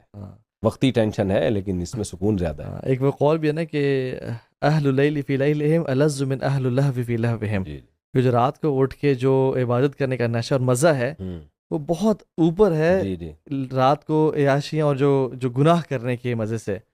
تو ابن تیمیہ رحمہ اللہ کا قول بھی ہے نا کہ میری جنت ہے نا میرے دل میں ہے، تو مجھے نکال دو گے، ملک بدر کر دو گے، میں سیرو فی الارض، میں زمین گھوموں گا پھروں گا، اللہ کی خلقت دیکھوں گا. تو مجھے قتل کر دو گے، میں شہید ہو جاؤں گا. تو مجھے جیل کرو گے، میں اللہ کا ذکر کروں گا. تو تم میرے ساتھ کیا کر سکتے ہو؟ You can do nothing with me. میرے جو جنت ہے وہ آپ اجازت دیں میں ایک چھوٹا سا دلچسپ واقعہ سنا کے بس وہ ہم ختم کرتے ہیں اس کو. ہمارے حضرت مفتی رشید احمد صاحب کے پاس ایک شخص آیا اور کہنے لگا میں آپ سے بیعت ہونا چاہتا ہوں. حضرت فوراً بیعت نہیں کرتے تھے کسی کو. تو اس نے کہا میری کارگزاری سن لیں، آپ مجھے فوراً بیعت کر لیں گے. نے فرمایا اچھا. اس نے بڑی داڑھی اس کی اور بنوری ٹاؤن سے عالم بنا ہوا تھا، عالم تھے وہ. تو انہوں نے کہا پھر اپنا واقعہ سنایا کہ میں سنگر تھا، گانے گاتا تھا، لیکن سکون میری زندگی سے ختم. پیسہ بھی تھا، لڑکیاں بھی دائیں بائیں بہت، اور شہرت بھی، عزت بھی، سب کچھ. شہرت کا تو مجھے نہیں پتا اس وقت اتنا زیادہ سنگر، یعنی بہت پرانا واقعہ ہے یہ، میرا خیال ہے 80 ایئرس 1980 کا یا 88 کا واقعہ ہوگا. تو کہنے لگا کہ میں سنگر تھا، سب کچھ تھا، لیکن سکون نہیں تھا. میں بہت شارٹ کر کے سنا رہا ہوں یہ واقعہ، میں نے بیان میں کافی ڈیٹیل سے بتایا. یہ کہہ رہا ایسی بے سکونی جس کی وجہ بھی سمجھ میں نہیں آ رہی. شادی بھی کر لی، بچے بھی ہو گئے کہ شاید اب سکون مل جائے، پھر بھی نہیں. کہہ رہا وجہ سمجھ میں نہیں آتی تھی بے سکونی ہے کیوں. نتیجہ یہ نکلا کہ میں نے جا کے خودکشی کا ارادہ کیا، اور جب میں خودکشی کے بالکل قریب پہنچ گیا، بجلی کی تار تھی جس کو اس نے لٹکنا تھا اس سے. کہہ رہے ایک سیکنڈ کے لیے میرے دل میں آیا کہ یار مرنے سے پہلے ایک دفعہ قرآن پڑھ لو. تھا مسلمان, یار چلو اب جا ہی رہے ہو نا دنیا سے. کہتے ہیں میں نے نا کسی زمانے میں کالج میں تھوڑی بہت عربی سیکھی ہوئی تھی. آپ کو پتہ ہے ضیاء الحق کے دور میں نا عربی بھی پڑھائی جاتی تھی اسکولوں میں, تو تھوڑی تھوڑی مجھے عربی آتی تھی. یار میں نے کہا مر ہی رہے ہیں, اچھا بیوی بچوں کو بتایا نہیں ہے اور مرنے کے لیے گیا ہوا ہے, ان کو جب پتہ چلے گا جب لاش آئے گی. کہہ رہے میں نے جب وضو کیا قرآن کھولا, اب تک کہہ رہے میرا ارادہ موت ہی کا تھا. جیسے ہی قرآن کھولا نا تو آیت آئی الا بذکر اللہ تطمئن القلوب. تو اتنی عربی آتی تھی, خبردار, اللہ نے اللہ کا لفظ استعمال کیا, خبردار. تنبیہ یعنی اس کو بتا رہے ہیں کہ تو جن چیزوں میں سکون تلاش کر رہا ہے اس میں ہے نہیں, سکون اللہ کی یاد میں. کہہ رہے میں تو بے تحاشا رونے لگا. میں کہا اللہ تو نے تو میری آنکھیں کھول دی. یہ تو ایسا, یہ حسن اتفاق تو نہیں ہو سکتا نا, وہی آیت نکلی ہے. کہہ رہے میرے رب نے مجھے بتا دیا بھائی تو کہیں اور تلاش کر رہا ہے سکون. کہہ رہے بس اسی وقت میں نے سارے گانے باجے کے آلات توڑ دیے, دوستوں کو جمع کیا, میری توبہ. کہہ رہے کچھ لڑکوں نے میرے ساتھ توبہ کی, باقی جن کی قسمت میں توبہ تھی کی انہوں نے. اس کے بعد کہتے ہیں میں نے یو ٹرن لیا, بیگم کو پردہ کرایا, بچوں کو دیندار بنایا, غسل کیا, عشاء کی نماز پڑھی. کہہ رہے میں نے کہا اب ایک نماز بھی نہیں چھوڑوں گا, اسی وقت یو ٹرن لیا. اور کہہ رہے میں نے کہا اب میں عالم بنوں گا. بنوری ٹاؤن میں داخلہ لیا, پورا عالم بنا. کہہ رہے میں نے کہا میری آواز اچھی تھی, گانے گایا کرتا تھا, میں قرآن پہ محنت کروں گا. اتنی خوبصورت پھر اس نے حضرت کے سامنے تلاوت کر کے بتائی. حضرت فرماتے تھے, حضرت ہمارے مفتی صاحب کا تجوید کا معیار بہت اونچا تھا. تو کہہ رہے اب میں آپ کے پاس آیا ہوں وہ مینٹور بنانے کے لیے آپ کو. تو پورا یعنی چند دن کی بات نہیں تھی, پورا 8 سال کا کورس اس نے عالم کا کیا. داڑھی ماشاءاللہ اتنی بڑی. تو پھر وہ حضرت کے ہاتھ پہ بیعت ہوا, اور اللہ کی قدرت چند دنوں بعد اس کی کوئی میرا خیال ہے یعنی کوئی بیماری ہوئی, انتقال ہو گیا اس کا. تو حضرت نے فرمایا کہ دیکھو اللہ نے اس کو کیسے جنت میں لے کے گئے. وہ حدیث میں آتا ہے نا, بعض لوگ جہنم کے ایک بالش قریب رہ جاتے ہیں اور اللہ ان کو جنت کی طرف لے کے آتا. تو اللہ نے اس کو ایسا اونچا مقام دلانا تھا, جہنم کے ایک بالش قریب تھا یہ, بلکہ اس سے بھی زیادہ. کہتے ہیں میں قریب جا چکا تھا بالکل. میں نے اور نیت یہ نہیں تھی قرآن پڑھ کے میں توبہ کر لوں گا, نیت یہ تھی ایک دفعہ یہ کر کے, کیونکہ مسلمان ہے بہرحال ایمان کی ایک رمق ہے, اس کے بعد میں مروں گا. تو کیسا اللہ نے اس کو گھمایا, پورا عالم بنا کے رخصت کیا. اللہ نے کہا نہیں ایسے نہیں تم آؤ گے ہمارے پاس. تو سکون جو ہے نا, اور بہت خوش تھا وہ, کہتے ہیں مجھے سکون ملا اس میں. اچھا تو سکون تو بھائی یہ سوئٹزرلینڈ میں ایسا ہی ہوا. میں جب سوئٹزرلینڈ گیا تو وہاں مجھے تبلیغ والوں نے بتایا کہ حاجی عبدالوہاب صاحب یہاں آئے تھے, تو 2 سوئٹزرلینڈ کے شہری تھے, وہ خودکشی کرنے جا رہے تھے. سوئٹزرلینڈ میں خودکشی کو تو سمجھ میں ہی نہیں آتی بھائی, فائنینشلی اتنا اتنا اسٹیبل کنٹری ہے اور اتنا. تو وہاں کے گورے تھے, تو کسی نے بولا کوئی بابے آئے ہوئے ہیں یہاں داڑھی والے, ان کے پاس چلے جاؤ. خودکشی سے پہلے ان کو بٹھایا, بس بلا مسلمان ہوئے, تبلیغ میں وقت لگایا, داڑیاں رکھیں, زندگیاں چینج ہو گئی ان کی. میرے والد صاحب نے ایک آدمی کو خودکشی سے اسی طرح سے بچایا. والد صاحب بتاتے رہے, ٹرین میں سفر کر رہا تھا, ایک بندہ ملا خودکشی کرنے, کراچی آ رہا تھا لاہور سے. بڑے پلاننگ کی ہے. ہاں پلاننگ تھی اس کی باقاعدہ کہ یہاں آگے فلاں جگہ جا کے مروں گا میں. اچھا, تاکہ وہاں بچایا نہ جا سکے یا کیا ہو اللہ عالم. والد صاحب نے اس کو پھر تبلیغ میں لگایا, دین پہ لگایا. انہوں نے ایک دفعہ تم ٹرائی کر کے دیکھو, تم مر ہی رہے ہو نا, تھوڑا 4 دن بعد مر جانا یار. پھر اس کا خط والد صاحب کے پاس آیا 4-6 مہینے بعد. میں نے یو ٹرن لیا اور میری تو زندگی بھر گئی, میری زندگی میں خوشیاں اور بہاریں آ گئیں. اس نے والد صاحب کو خط لکھا, آپ کا میں زندگی بھر احسان نہیں بھولوں. اس وقت خطوط کا دور تھا.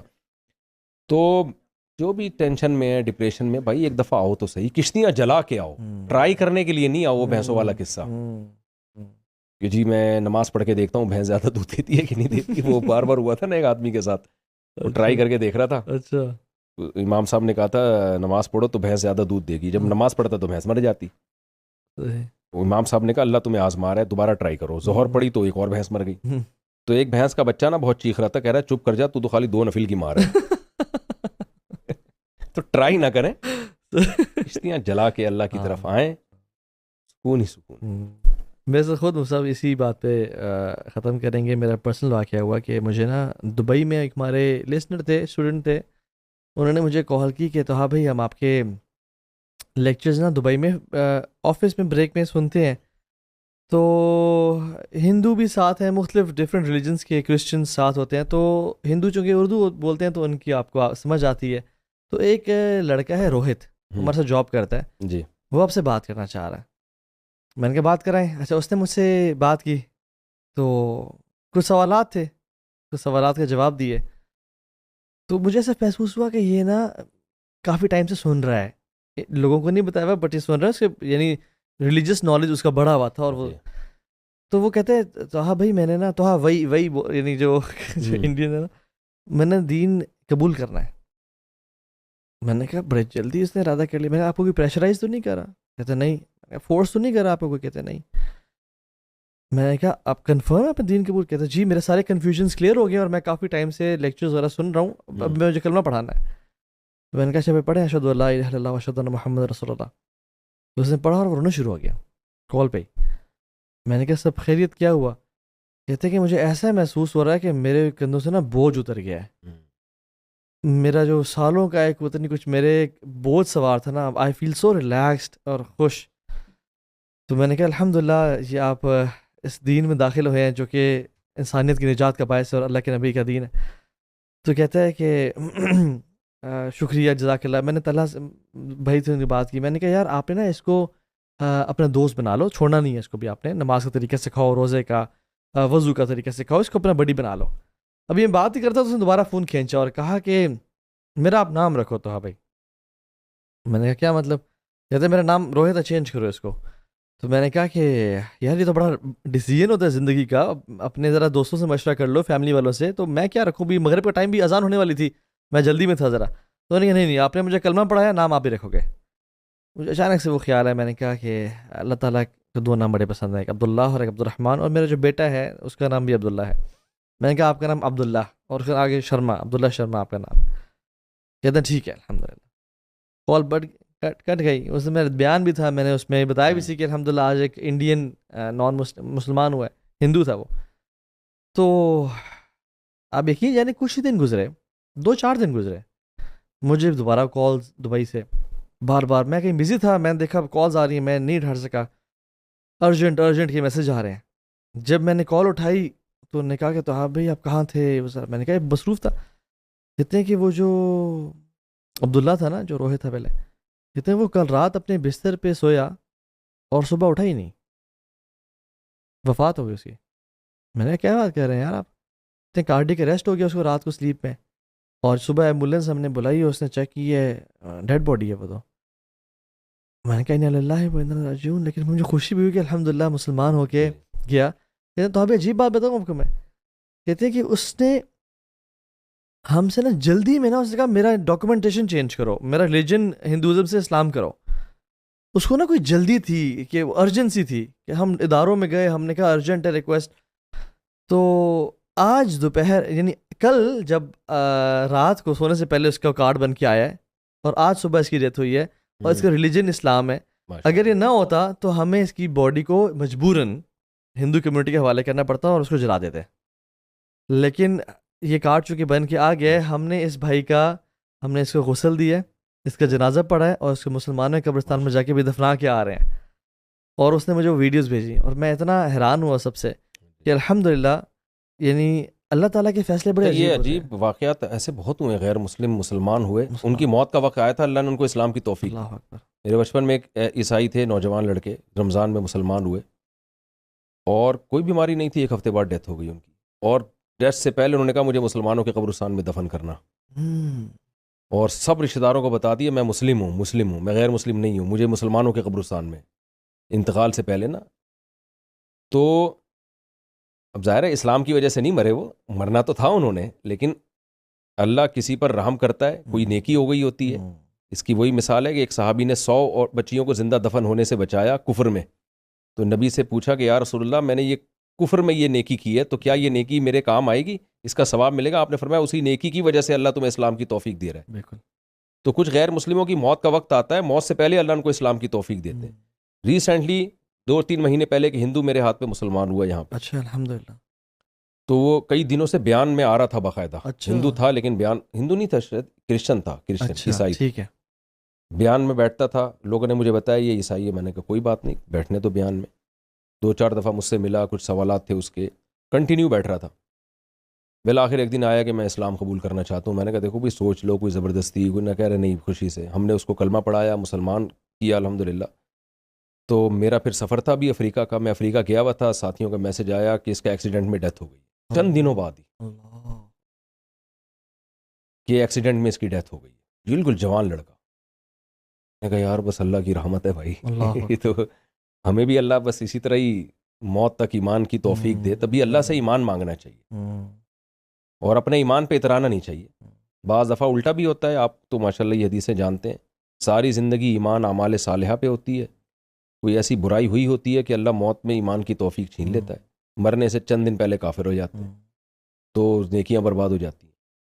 تو اللہ کے فیصلے ہیں، بس اللہ سے اس لیے خاتمہ بالایمان مانگنا چاہیے کہ اللہ ہمیں موت ایمان پر دے. وہ جو دعا کچھ اسلاف کیا کرتے تھے نا، اللہم اجل خیر عمری آخرہ جی واجل خیر عملی خواتیمہ واجل خیر ایام یوم القاک فیہ، اللہ بہترین عمر آخری والی بنانا اور بہترین اعمال آخری اعمال ہوں اور بہترین دن وہ بنانا جب تیرے سے ملاقات ہو. تو اس میں پیغام، یعنی ان واقعات میں پیغام یہ ہے کہ یوتھ کے لیے کہ ڈیلے نہ کریں.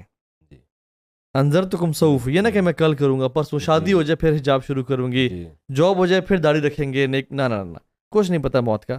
ابھی قدم اٹھائیں کیونکہ شیطان ہمیشہ ڈیلینگ ٹیکٹکس یوز کرتا ہے. تو اللہ تعالیٰ ہم سب کو عمل کی توفیق دے. ابھی ایک ہندو بھی مسلمان ہوا تھا تو اس کو بڑی فکر تھی، اپنے نوجوان لڑکا تھا، بہت خاندان نے اس کا بائیکاٹ کیا، بہت ٹینشن دی، لیکن ڈٹا رہا اپنے ایمان پر. اچھا. یہیں آیا ہمارے ہاتھ پہ اسلام قبول کیا اس نے. پھر وہ کہتا مجھے اپنے ماں باپ کی فکر ہے، ان کو مسلمان کرنا ہے. محنت کی، نہیں مان کے دے رہے تھے. والد صاحب بیمار ہو گئے تو کہتا یار اس کفر میں موت نہ ہو جائے. اللہ نے ان کے والد کے دل کو نرم کر دیا. اس بیماری میں یوں سمجھیں کہ ایک طرح سے نا ویل چیئر پہ جیسے اسٹریچر نما کوئی بستر تھا اس پہ اٹھا کے لایا وہ ان کو یہاں. اچھا. ہاں، اور ان سے چلا بھی نہیں جا رہا تھا. صحیح. پھر انہوں نے کلمہ پڑھا، مسلمان ہوئے. میں نے کہا آپ اپنے ہوش و حواس میں؟ کہہ رہے ہیں ہاں بالکل ہوش و حواس میں. چند دن بعد ان کی ڈیتھ ہو گئی. وہ لڑکا اتنا کہ لیکن اس کی والدہ کے لیے دعا کریں، وہ نہیں مسلمان ہو رہی. کہہ رہے میں ان پہ، اسلام اتنی بڑی نعمت ہے نا، ماں باپ کی ایمان پر موت ہوئی، زندگی بھر دعا مانگ سکتے ہو آپ. بالکل. وہ لڑکا کہتا تھا بھائی اگر یہ کفر پہ چلے گا میں تو دعا بھی نہیں مانگ سکتا ان کی. تو جو بھی مسلمان ہوتے ہیں ان کو سب سے پہلے جو مخلص ان کو فکر ہوتی ہے اپنے ماں باپ کی، یار اور کوئی ہو نہ ہو ہمارے ماں باپ. تو میں ان کو دیکھ کے کہتا ہوں ہم کتنے خوش قسمت ہیں کہ ہمارے ماں باپ مسلمان تھے. بھائی ہم دعا تو کر سکتے ہیں نا، اگر ہم سے ان کی خدمت میں کوئی کمی کوتاہی ہوئی ہے، دعا کا آپشن ہے. اگر ان کے اعمال میں کوئی کوتاہی تھی تو ان کے لیے استغفار کا دروازہ بند ہو گیا، ہمارے لیے تھوڑی بند ہوا ہے. ہم ان کے لیے اللہ سے دعا مانگیں کہ اللہ ان کی خطاؤں کو معاف کرے، کیونکہ انسان کے لیے تو سب سے بڑا سرمایہ اس کے والدین ہے. ایگزیکٹلی. تو آپ دیکھیں نا حضرت ابو ہریرہ مسلمان ہوئے تو کیسے اپنی ماں کی ان کو فکر تھی کہ میری ماں مسلمان ہو جائے. حضرت ابو بکر کو اپنے والد کی کیسی فکر تھی. پھر بالآخر فتح مکہ کے بعد بڑھاپے میں اپنے والد کو لے کر آئے ہیں، کلمہ پڑھنا چاہتے ہیں، کتنا خوش ہوئے ہوں گے وہ. تو میں نے دیکھا کہ غیر مسلموں میں جب مسلمان ہوتے ہیں تو سب سے پہلے ان کو اپنے والدین کی فکر ہوتی ہے. ہمارے کچھ آئرہ کے بھائی ہیں نا، ان کے والد صاحب کفر پہ چلے گئے. وہ بڑا رو رہے تھے، بہت روتے ہیں اس بات پہ. جب بھی ذکر آتا نا پیرنٹس کا، ان کے نا آنسو رکتے نہیں ہیں کہ میں اپنے باپ کے لیے دعا نہیں کر سکتا. تو اور ہم مسلمانوں کو قدر ہی نہیں اسلام کی، جو مسلمان گھر میں پیدا ہوئے ہیں. تو لمز میں ایڈمیشن لینا ایک اور چیز ہے، گریجویٹ کرنا اور چیز ہے. تو ہمارا اسلام میں ایڈمیشن تو ہو گیا ہے، اب اللہ کرے گریجویٹ کر جائے. ہمیں فری پھوکٹ کا اسلام ملا ہے نا، تو قدر نہیں ہے. غیر مسلم جو قربانی دے کے مسلمان ہوتے ہیں ان کو قدر ہوتی ہے. ذکر خیر، سب اپنے ٹائم دیا، بارک اللہ فیک، اللہ تعالیٰ قبول فرمائے. آمین. السلام علیکم ورحمۃ اللہ وبرکاتہ.